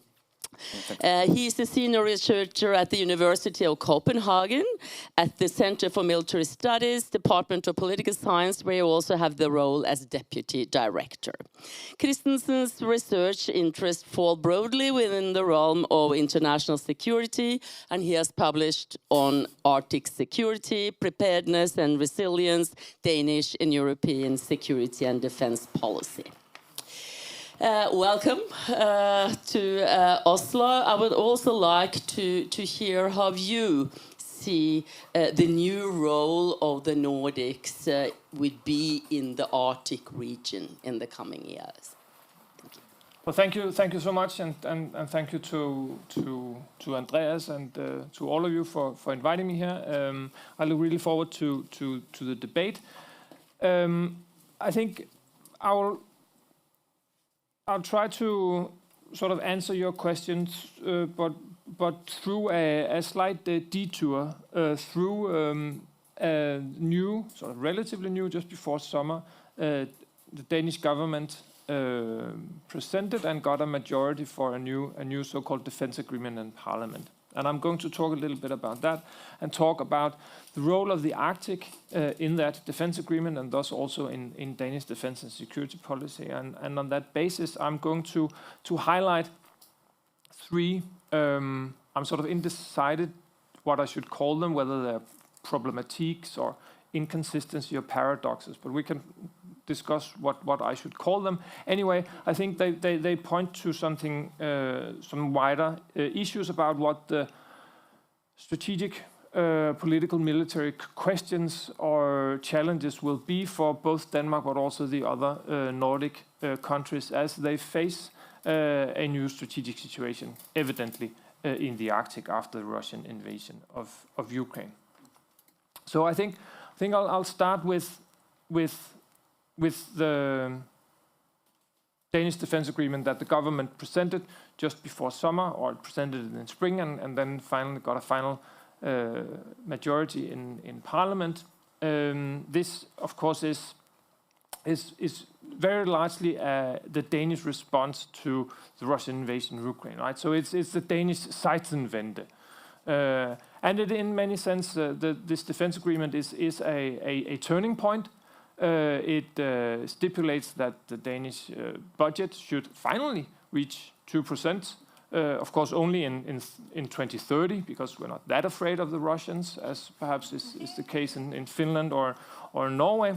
But still, getting to 2% is a major shift. 143 billion Danish krones in a 10-year period is still money to be spent on defense.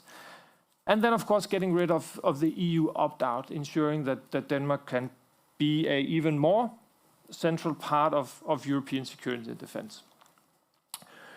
So the Danish defense agreement basically does two things. No, it does three things. It's a long-term political agreement ensuring that there is consensus and continuity for the armed forces across election cycles, right? So this is a 10-year agreement. It stipulates the finances, i.e. what should the defense budget be, and then finally it sets the strategic direction for how Danish government wants to focus, how to reorganize, rearrange the Danish armed forces. And of course, Russia is the new thing, but the fact that Russia is more important does not necessarily reflect in one-to-one how the Danish armed forces should then be organized. And there was a lot of discussion about what should be prioritized. And then as the negotiations began, the Minister of Defense, Troels Poulsen, did a large interview in a major Danish newspaper, and the journalist was sort of telling about the setting that he was talking with the Minister of Defense sitting behind his very important desk in the Ministry of Defense. And then Troels Poulsen drew 3 circles, 3 concentric circles. So I think there should be 3 priorities in Danish defense policy. Circle 1, Denmark, but, and this is the important thing, Denmark, the Baltic Sea, and the rest of the world. These should be the 3 priorities. The important thing is that when he said Denmark, he didn't say Denmark, he said the Kingdom of Denmark, right? So if it was Northern Norway and the Baltic Sea and the rest of the world, that makes it, and this was then not the case. So the Danish, the most central, the first priority was not just Denmark proper, it was Denmark, Greenland, and the Faroese Islands. And this way of thinking about how to prioritize Danish military power quickly led to what was called the Troels Poulsen doctrine of the Arctic first, right? So prioritizing the Arctic as number 1 in Danish defense policy is basically the new logic. So Denmark, but not seen as the state of Denmark, but Denmark seen as the Kingdom of Denmark is the first priority, making the Arctic much more central. Of course, how this will play out is still undecided, and there's still a lot of decisions, both politically and military, that needs to be taken. Of course, this is not to say that Denmark is not going to prioritize either the Baltic Sea nor contingencies in the rest of the world. It's just to say that the Arctic and the North Atlantic will have a high priority in Danish defense and security policy. So that, of course, also means that there is a lot of text on the Arctic. As actually, there's not a lot of text on the Arctic because there's not that much text in the agreement as a whole. But relatively speaking, there's some text on the Arctic in the agreement. And now I come to the 3 political issues or inconsistencies or paradoxes. One of them is that when there's talk about the Arctic in the agreement, it is stated that it's a key priority for the Danish government to maintain low tension in the Arctic. And the previous panel indicated that that may be more wishful thinking than actual political reality. But at the same time, it is stated that we want to maintain low tension in the Arctic. But that sort of doesn't play well with having the Arctic as number 1 priority in the biggest Danish military build-up since the end of the Cold War, right? So there's an inconsistency there, or an interesting problem. Another interesting problem is, of course, when you talk about in Denmark, when you talk about the Kingdom of Denmark, that inevitably means that the government of Greenland, the government of the Faroese Islands are to be taken into consideration as well. And even though, constitutionally speaking, security and defense and foreign policy is a prerogative of the government in Copenhagen, norms have developed that when decisions also in defense and security realm are taken that has consequences for or have implications for the Faroese Islands or for Greenland, they are to be not only be informed but also included in the decision-making process. The relationship between Copenhagen and Tórshavn and Copenhagen and Nuuk has not always been the best. So there's a lot of room for political contestation and for hard negotiations between the 3 capitals, quote unquote, if you want to call it that, within the Danish realm. And in that sense, making the Arctic number 1 priority gives Tórshavn and Nuuk, an even larger say over an even larger part of Danish defense and security policy, thereby potentially at least undermining the power or the sovereign power of Copenhagen in the sense. And then finally, again making the Arctic priority number one in Danish defense and security policy also speaks to what one could call a mainstreaming of the Arctic in security defense thinking. Right? It integrates the Arctic region, also in a security defense sense, into a European theater, into something broader, right? So Arctic defense is not just about what happens sort of within the Georg Gap or along the coast of Greenland. No, it has consequences also for wider Europe. In that sense, mainstreaming also what the military forces do in the Arctic. Setting it perhaps with some sharp words, one could say that a lot of the things that the Danish armed forces did in the Arctic was basically social security or catering to the needs of the local population, i.e. coast guards, search and rescue, stuff like that. When the Arctic is part of a more concrete military confrontation, that also of course changes what the armed forces will do and how they are organized, what kind of equipment they will have, what kind of tasks they will be given, where will they be, right? If you are hunting for submarines, you cannot be ready to do search and rescue missions at the same time. So three broader things or conclusions that I draw from my analysis of this Danish defense agreement. Escalation, de-escalation, how to strike the right balance between maintaining low tension in the Arctic versus Harri's Finnish perspective, where it's deterrence all the way through, is going to be, I think, a key problem or a key political problem in the region.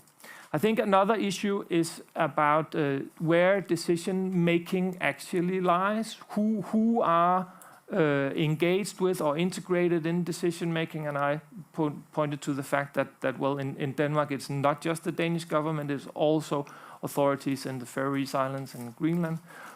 But of course, what Denmark does in a defense and security sense also always has very much to do with what happens in Washington, D.C., and with NATO playing a bigger part in Arctic security. Decision-making not only goes to Washington, but it also goes to Brussels, making that a completely new sort of arena for Arctic security policy that is, of course, underlined by the fact that Sweden, hopefully, and Finland already is a member of that alliance. And then the changing mission set of the Arctic armed forces, focusing more on conventional, traditional defense and deterrence tasks, will also change them and change, of course, what they can actually do in the region, how much they will focus on regional issues and how much they will focus on extra regional defense and deterrence issues. And I think I'll stop there. Okay, thank you very much. I would also like to ask you, because you are stressing that the Danish authorities are looking at the Arctic more like a low-tension area. And how do you see, or do you have any discussion that Russia now will be the only non-NATO member in the Arctic Council, and this week they withdraw from the Barents Euro-Atlantic cooperation, that we are lacking some kind of multilateral arena to discuss and have dialogue with Russia? How do you see that fitting into the Danish position of trying somehow to keep this low tension? Well, I think the sentence of keeping it a low tension area perhaps is more a mantra than it reflects actual thought through policies with a lot of initiatives. I think it has, of course, it's a key Danish interest to maintain tension as low as possible. for many good reasons, but also to manage sort of internal relations with Greenland and with the Faroese Islands, who of course are extremely dependent on being able to have a viable society in the region. That is made more difficult if tension is high, right? It's easier to sell salmon to Russia if there's no sanctions, right? To be a bit blunt. But I don't really think that there's that much Denmark can do about it. I think the discussions probably is more about how to organize armed forces, not just Danish armed forces, but armed forces in the region, in a way that not overly provokes Russia, but still deters Russia. Okay, thank you so far. We will jump into the panel, and I will ask Silja, Bára, Ómarsdóttir from Iceland, who is a professor of international affairs at the Faculty of Political Science at the University of Iceland. Her research mainly focused on Icelandic society and politics, reproductive rights, Iceland's foreign and security policy, and feminist international relations. We'd like also to ask you the same question, how you see now this new Nordic dynamic playing into the Arctic. Thank you. Yes, and thank you for inviting me. It's great to see so many people attending a panel in the middle of the day on this issue, which I think is has been important, of course, but is gaining increased significance for all of our countries. I come from Iceland, as Kate said, and I'm going to talk a little bit from the Icelandic perspective.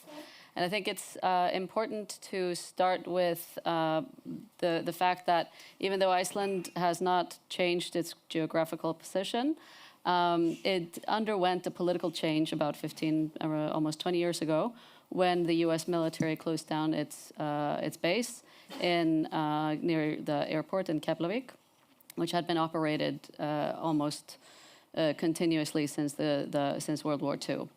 And this forced Iceland to reconcile with a decreased importance in international politics, the view of it being an unimportant transatlantic player, the unsinkable aircraft carrier that it was referred to during the Cold War, and an important ally to the U.S., at some points even included in U.S. territorial defense plans. That this required a new understanding of what Iceland was contributing to NATO, and how it could position itself internationally. And one of the shifts was that Iceland started to identify much more as an Arctic state. So that's pretty much since 2006, we've seen more discussion of Iceland as an actor in the Arctic. Of course, we only have that very tip of one island that actually reaches the Arctic Circle. And I think in about 10 years, the Arctic Circle is going to move north of that. Will we still be Arctic? You know, we don't know. But at least politically, that is our focus now. And then the question now, of course, we're seeing increased, whereas the U.S., which is our main ally, and of course we have a bilateral defense agreement with the U.S., which has been the foundation of our defenses for over 70 years. But the U.S. shift towards Asia, Obama's pivot to Asia, and then the focus, of course, on Afghanistan and Iraq and so on, left us without feeling that it was important for the U.S. to keep Iceland in the loop. And after the base closed in 2006, Iceland started making bilateral memoranda of understanding with other NATO member countries, Norway in 2007, I think, rather than 2006, and started these air policing exercises where militaries from NATO member countries come to Iceland for usually around 2 weeks for exercises in Icelandic airspace. And these, of course, have made NATO militaries more familiar with the Icelandic political, military, but also just the geographical space. They know the interoperability and organization with local, the host state capabilities of Iceland had been increased. And now, after the invasion of Ukraine and the different aggressive posturing from Russia, we're seeing a shift in the budget. For example, this year's budget is, it mentions prioritizing, it was just published about a week ago, that we want to see increased air policing exercises in Iceland, build more capacity as a host state, and then that, of course, enhance Iceland's contributions to defense and security cooperation, not just through NATO, but also through JEF, which, of course, and Nordic meetings and exercises. So there's definitely a will to step more into this military environment, which until 2006 was pretty much left in the hands of the US. And I read the intent to increase increase the air policing exercises, for example, as an attempt to demonstrate deterrence. But because we were asked to think about what can increase the chances, likelihood of conflict, more deterrence, more operations, of course, can be perceived as aggressive. And with decreased trust between actors, then this, of course, can be constructed as a threat. And despite these, the increased number of exercises and the actual presence, almost permanent presence of soldiers from NATO countries in Iceland, we don't count it as permanent because the people rotate, but the number of soldiers is fairly constant. Then if we no longer have open channels of communication, can this be construed as a threat? And is Iceland a soft target? And that is, of course, something that is of concern. Traditionally, even though Iceland is a founding member of NATO and has this, like I said, bilateral agreement with the US, we've had traditionally very strong connections, mostly economic, but also political and cultural, with Russia and the Soviet Union before it. These are mostly based on trade. And what has happened now in the last couple of years, in survey data that I collected in November of 2020, and then now in April of this year, we see a massive shift in attitudes towards Russia. Whereas in 2020, the population in Iceland said that they would rather maintain the economic relations as they were, rather than to take politically aggressive stance towards Russia based on its politics or foreign policy behavior, and we've seen that completely disappear. So there's no interest anymore in, among the population at least, in maintaining this traditionally strong relationship. So that again is something that shatters confidence and breaks, limits possibilities for communication. And add to this that in the summer, Iceland closed its embassy in Moscow. And the Russian embassy in Iceland has significantly reduced people representing Russia there. So, so we're seeing a shift in this, but in the way that Iceland is doing, it's focusing on its military capabilities, if you can call it that, having no military. But our major threat perception still is not a question of military activity. There's more fear of military, of the impact of a military conflict or the potential of military conflict in our environment now than there was 3 years ago or 8 years ago. But the major fears remain economic instability and natural and environmental hazards. We, of course, live in a country where we can expect not just eruptions, volcanic eruptions, but avalanches, mudslides, torrential rains, and so on. And these are, of course, with climate change, are growing more unpredictable. And then there are the issues that maybe deal with social cohesion, which are information, trust in democracy. There's more fear of the impact of migration on Icelandic society now than there was before. Arne sort of teased this point in his comment earlier about the infrastructure, because we are an island quite far away from any other landmass. So our sea cables, undersea cables, of course, are susceptible to being cut, and there's the potential for cyber threats and, of course, misinformation campaigns, which we don't know whether they come from abroad or are domestic actors. I think our language is a bit of a protection, but because nobody understands us. But with AI and ChatGPT, for example, is being manually trained by humans in Icelandic first. So this actually are issues that can significantly affect us, and this all relates to what we sort of have perceived as our major, what protects us is that we have a stable democracy, we have peaceful relations with our neighboring countries, we are unarmed and therefore mostly construed as non-threatening, although of course you could argue that having the US behind us also has been a significant factor. But yes, so I think I'm probably talking too long, so yeah. I think, but what we've seen now is these factors that I'm mentioning, like being unarmed, being small, having peaceful relations. This now is not what people perceive as guaranteeing our security, but NATO membership.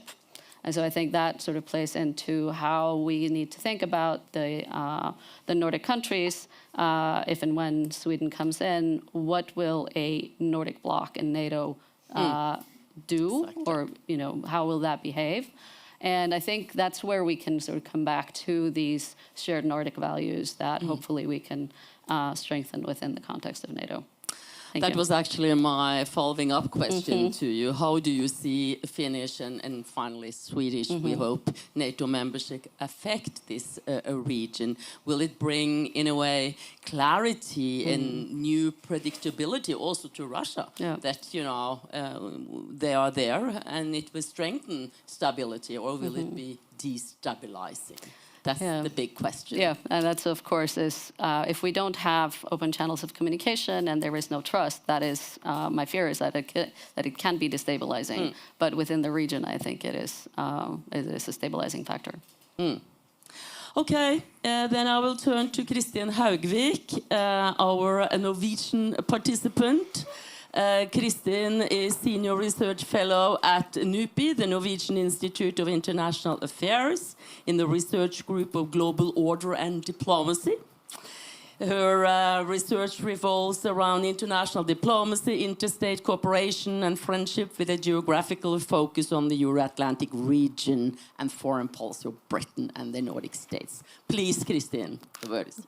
Thank you so much, Kate, and thank you to the Atlantic Committee and to FNI for organizing this seminar. I always find it so great to be able to have this tour around the table and listen to the different views from the Nordic capitals, and it strikes me every time that although we are very, very similar in the Nordic countries, there are also some notable differences, which has to do with traditions.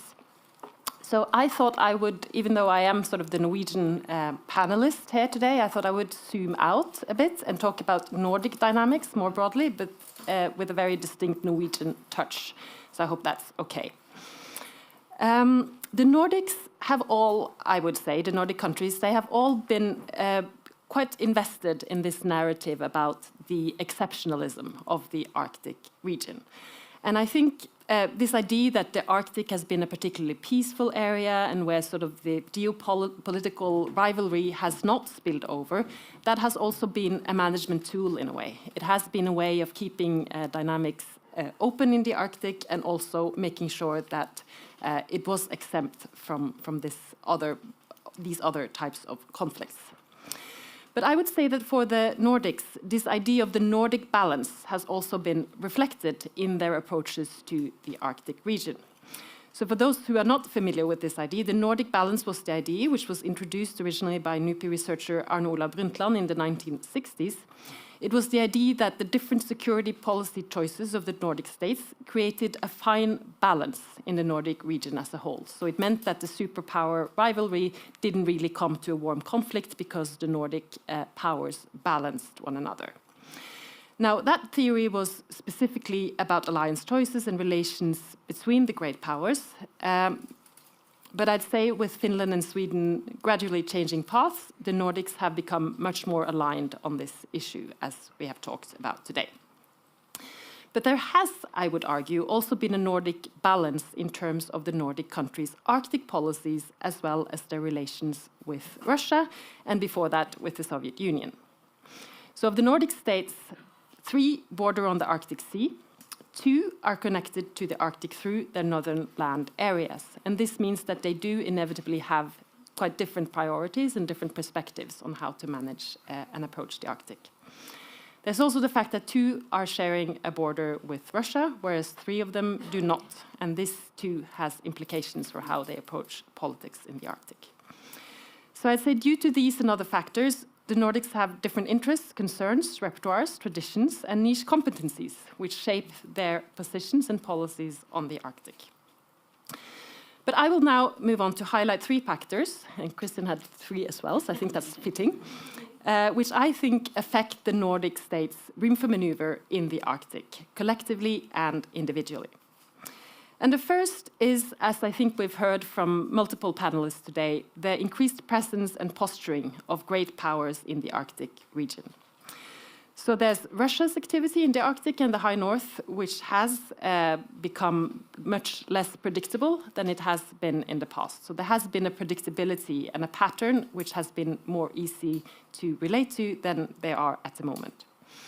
There is, as we have also heard earlier today, China, which is being more proactive and is strengthening its ties with Russia, which is increasing also the uncertainties in that respect. And we see a more robust NATO posturing in the Arctic, as well as increased interest from individual NATO allies, such as the US, but also the UK and other partners.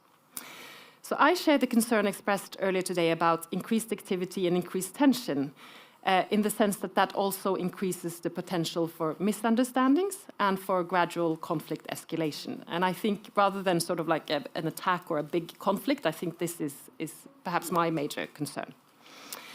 And the second and very much related observation, I think, concerns what we may call the NATOification of Nordic and Arctic states' approaches to Arctic security, and you mentioned this as well, Silja.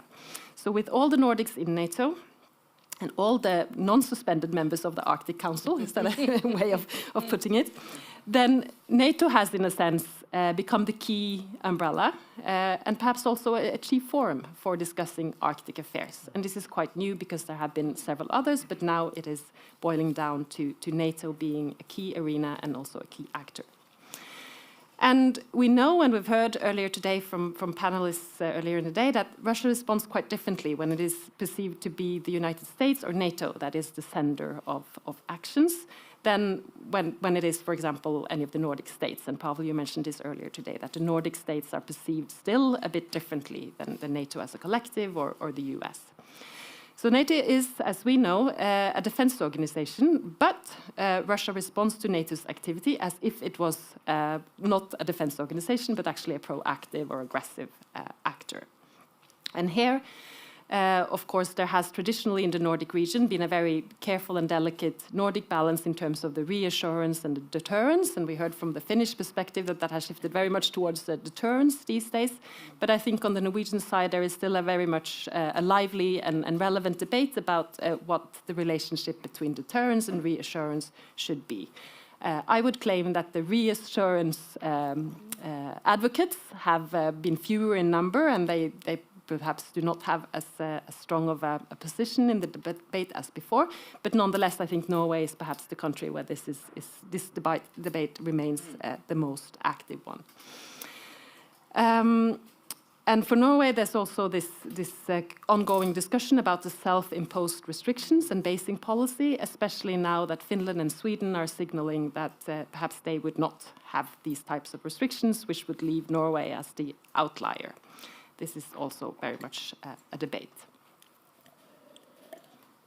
The third and final observation I would like to make concerns the deinstitutionalization of Arctic diplomacy. So it's something that relates, I suppose, to the fact that the NATOification that I mentioned in the previous point, but also something which is part of a broader global pattern, I would argue. In recent years, we have seen an increase in informal constellations, ad hoc coalitions of the willing, and sub-groupings addressing issues where the constellation is based on interest rather than sort of all relevant actors being involved at the table.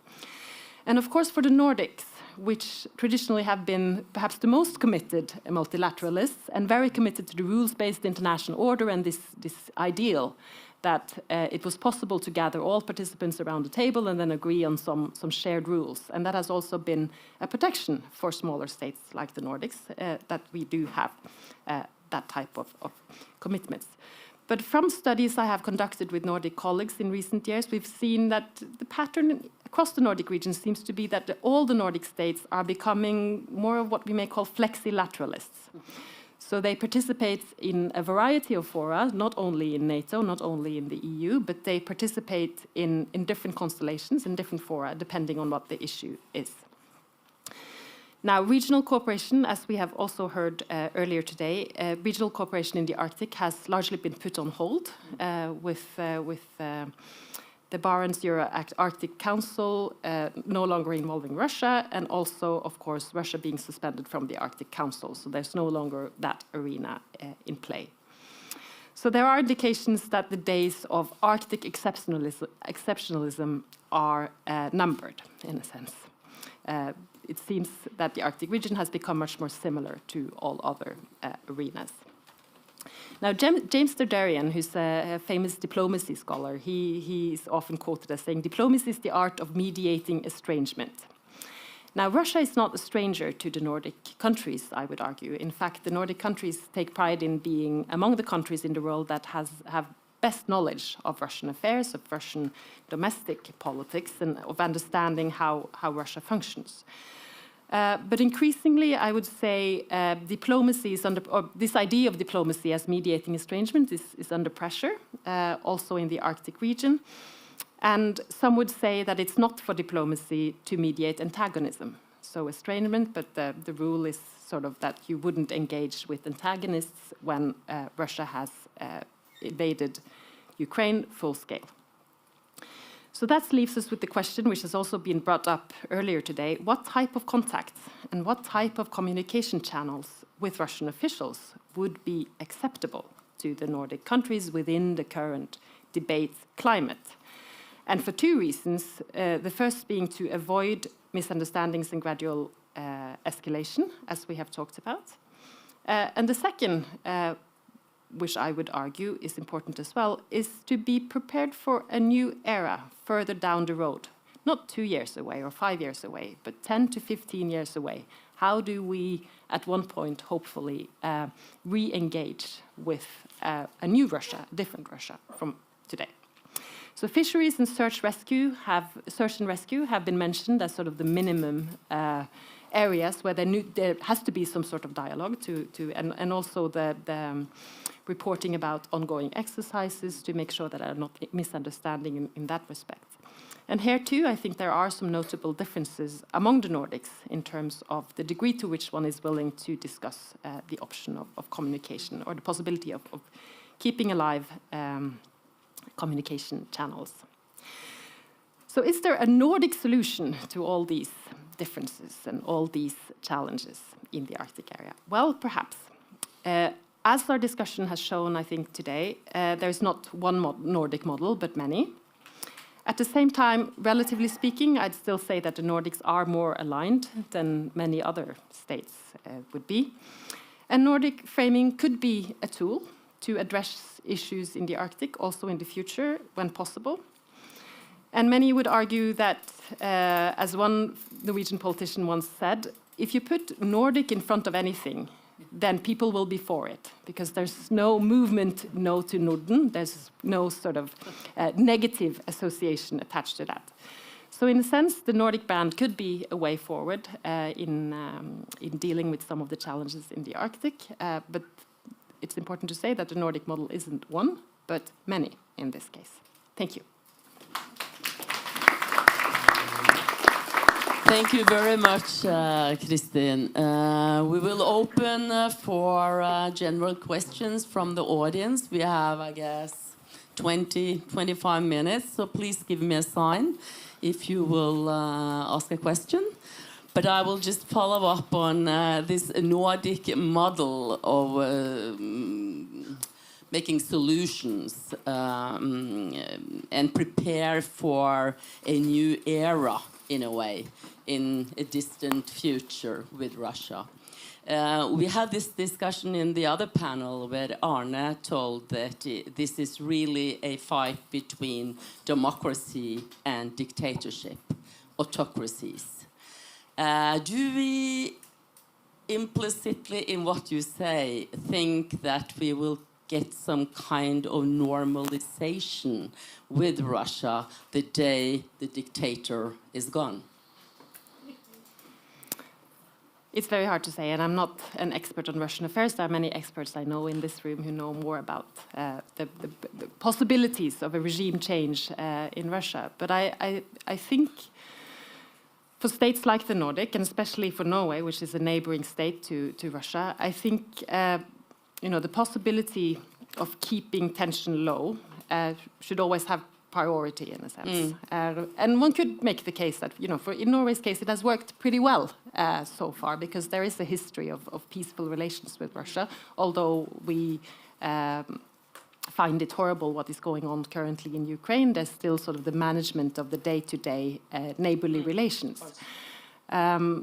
So, having competency on the Russian leadership, on the Russian thinking, on the Russian debates, I think is immensely important, that one continues to learn about and try to understand the thinking and reasoning that is going on, as well as having the minimum communication lines where you can communicate or signal when there is no reason to raise the barrier and to avoid the security dilemma becoming intensified. So that would be my view, I think. And in Denmark, you are putting more money into defense, but you're still talking about low tension. You said that this was a bit contradictory. How do you see it? No, but I think I agree completely with what Kristian said, that it's important to keep at least some lines of communication open, both to sort of ensure crisis management, that things don't escalate out of control, and of course as tension rises, that risks increases, putting an extra premium of actually having these communication lines open. And I think there the rest of the Nordic countries, or maybe even the rest of Europe, relies to a large extent on both Finland and Norway and the other border countries who can both be sort of tough on Russia but also talk to Russia, right? I think it's also important to think about the day after, right? The day after, when something happened in Russia as a consequence of the war in Ukraine, and I'm not sort of foreseeing that a democratic revolution will blossom and all of a sudden Russia will be a fantastic place, but there will be a reset at some point in time. And I think that it's important to be prepared for that sort of new beginning, not only in relation to Russia, but also in relation to the Nordic countries' Western partners, right? Because we will not be the ones who sort of defines the final line on when new stuff happens to Russia. So having knowledge and having contact and being aware of what happens in Russia is also a super important sort of tool to be able to influence the rest of Europe and transatlantic relations in how to handle the threat, both when something happens, but actually also during these times of confrontation, right? Because it may not necessarily always be the case that the regional perspective is aligned with the general perspective within NATO. No, exactly. Thank you. I see some hands. Please here. Yeah. Please identify yourself or introduce yourself. Romain Schuffard, the Arctic Institute. I've got a question for Kristian about the Arctic First doctrine, and maybe just to shift the conversation, and to what extent is it more a domestic move from Copenhagen to strengthen his sovereign relation to Nuuk? So this idea of performing and practicing sovereignty in a way, rather than an actual foreign policy affair, especially, or a foreign policy matter, especially at a time when we have the under the CELS II agreement, Nuuk could actually declare its independence at any time. Okay, thank you. Give the microphone, please, to the guy besides you. Yeah, Svein Flåte, thank you for a good introduction. I was thinking about Sweden, Finland, Norway in the new role as NATO members. We have very different history. Finland fighting Russians, Sweden has always either attacking or being neutral, and Norway being helped by the Russians. And how will that play out in the future? I think Norway has some experiences to convey to the others, and maybe avoiding someone getting too Catholic, more Catholic than the Pope. Okay, thank you. Kristin, would you like to start? Yes, I think the other question was very specifically for Kristian, so I can do the trilateral dialogue and cooperation. And I think your question also alludes to something that we have seen more and more of in recent years, also there being some intra-Nordic differences in terms of how things are handled within the Nordic region. And we have seen, I would say, for the last maybe 5-6 years, also that there have been initiatives among the 3 countries that you mentioned, where they have collaboration agreements among the 3 of them in relation to defense and security. And I think it reflects this type of thinking that I think you're alluding to, that they have some common interests that are not necessarily shared by Iceland and Denmark in that particular context, because it has to do with the land border and the relations with Russia. And I also agree with you that they, as I think I also said in my introduction, that their approaches to Russia have been, distinctly different. I have to admit that in the past, I tended to see Norway and Finland as more similar within the Nordic region. I think in recent years, or the recent year, we have seen that Finland and Norway are quite far apart in terms of how the debates are going, and the Finnish perspective comes across as, in my view, more pragmatic in the sense that the policy derives not so much from a profound identity in relation to Russia, which has been more the Norwegian case, where you have the neighborly relation and the peaceful relation as part of the narrative about Norwegian-Russia relations. So I think that will be, in fact, one of the most interesting things to follow in the coming years, how this will develop. I think we are seeing quite noticeable changes in the Norwegian context as well, with how that narrative is also being adjusted and challenged and questioned at times as well. But I think the differences between these countries exactly will be very interesting from the researcher point of view to pay attention to.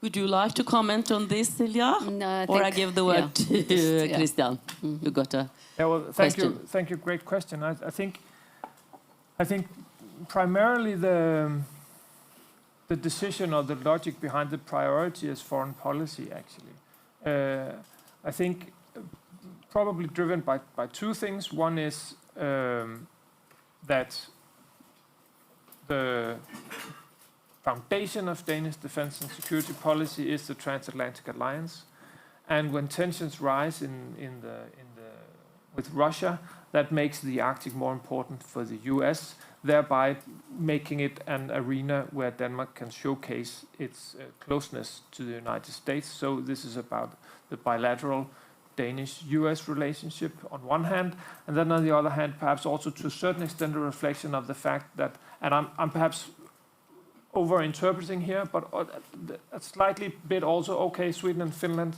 have joined NATO, the Baltic Sea is not that important anymore.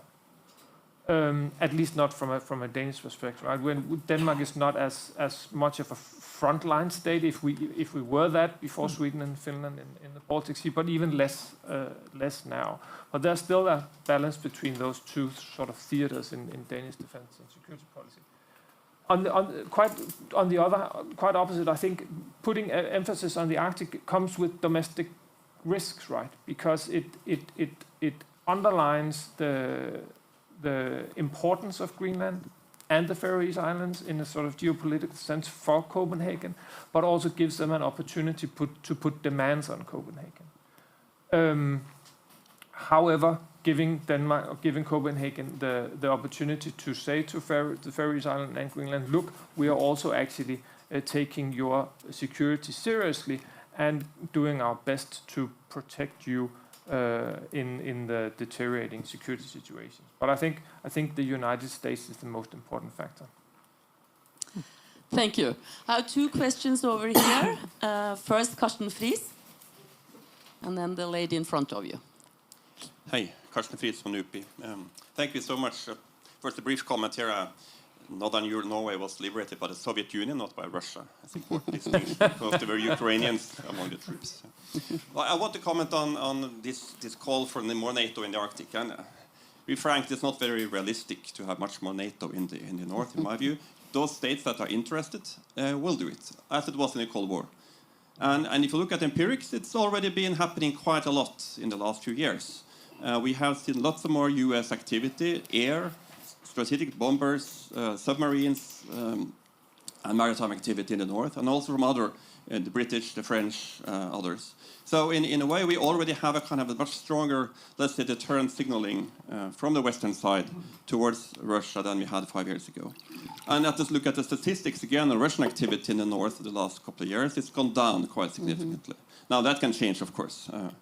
But my point is that, and that alludes to your point, Kristian, is it more activity, military activity necessarily in conflict with low tension? No, it's about how you operate. It's not the volume.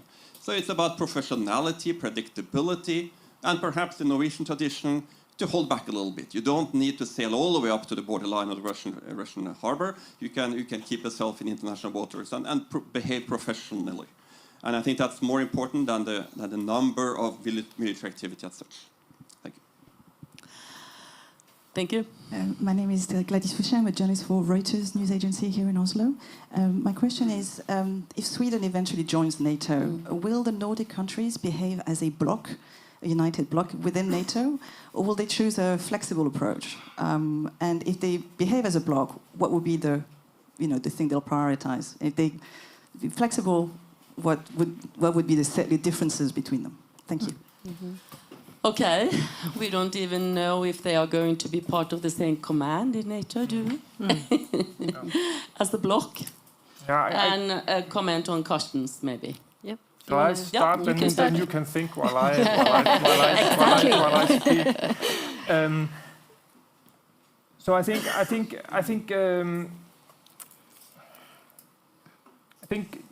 geopolitics speaks against the Nordic countries being a super cohesive bloc in NATO. Kristian just mentioned before that there are some things where Sweden and Finland and Norway makes sense for them to work together. Then it makes sense for Denmark to work together with Sweden and Norway when it comes to the Danish Straits, for instance. Not that important for Finland.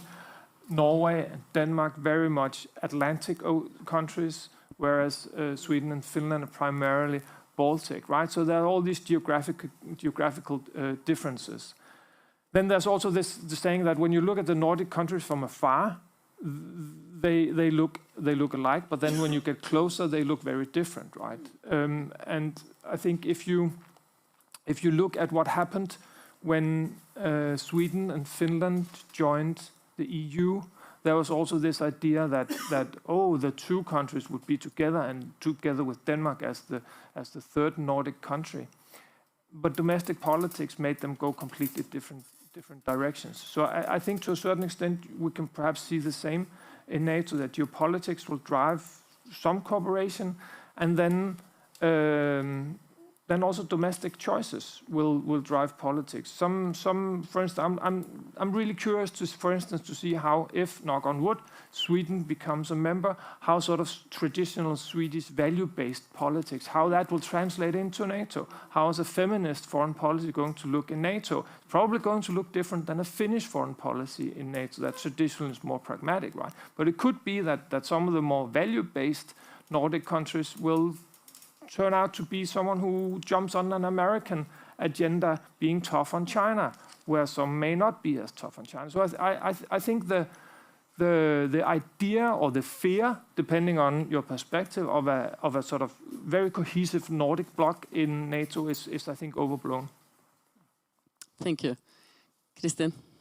So, Karsten, I think yours was more of a comment rather than a question. But NATO is signaling. Yes, and I agree with you. It's not about the numbers. It's about how the activity is perceived, which I think is your point, right? So it's how we interpret that. And as you said, how far north we sail or what type of flag which is involved. Those type of things matter in this context. As to the question of the bloc, I think that's an excellent question.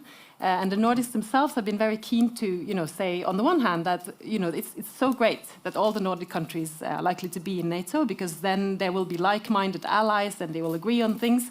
But they have also been very careful to stress that they won't operate as a bloc, because in principle, they are against operating as blocs because they think it should be a free and open conversation. They have this similar approach to UN affairs as well, that the Nordics won't operate as a bloc, although they do meet and sometimes coordinate their positions and have a rotating agreement, as you know, in terms of rotating for the UN Security Council seat. So in that sense, there is a dynamic between those two ideas, and I completely agree with Kristian's analysis. I think there are some differences that could come to expression, and the line of command, we do not know yet how that will be organized, but that is also, of course, a key factor in this. But I think we will. At least this is what I suspect, and as I alluded to as well in my presentation, how some of the issues that have traditionally been dealt with in the Nordic context could now be moved to the NATO platform simply because there's no institutional obstacle anymore for taking them in there. So that is a prediction on my part, at least. But when you are entering a collective defense organization, I think you have to take on security demands from all 31 countries. So to act as a bloc is not that easy all the time. But to get back to the question from Arne in the first panel, he was asking if Russia should attack Norway, who will then take the Article 5 obligation seriously? Will Belgium? This is the question they are asking when you're living high north. And I think this debate and discussion will go on until we don't have a proof on that one. Yeah. Silja. Yeah, no, I mean, that's also a reason why we see, for example, in Iceland, this posturing of providing more to the alliance, is that, you want to demonstrate that there is a value in responding than if there are threats. I agree with what Kristian and Kristian have said, that we're not going to see a cohesive bloc, but I think what we've seen in the UN in the last about 10 years or so is more coordination. So it's possible that we have then more sharing of information. There was a study by Paul Røen from Denmark on how the Nordics in their embassies, the diplomatic corps, actually shares information far beyond what would be, I think, conceivable among less closely allied or comparable countries. So I think we can definitely imagine that we have more conversation without always having, because the interests are different, that there won't be a bloc, but there might be more coordination. Then about the issues that we see, now of course Sweden's current government has abandoned feminist foreign policy, so we don't actually have any of the Nordics proclaiming such a policy, but they do all work and take questions of gender equality very seriously in their foreign policies. So I think one of the issues that we might see prioritized would be, for example, the women, peace and security agenda that the Nordics have always taken seriously at the UN. Yeah, and the current, or older, more stable NATO members of the Nordics have also prioritized in NATO. So that's one issue where I think we might see some alignment. Okay, thank you. Do we have more questions? It's 5 minutes left, so we could open for a couple. No? I will then end with one question. We haven't touched upon China in the Nordic balance, to put it that way.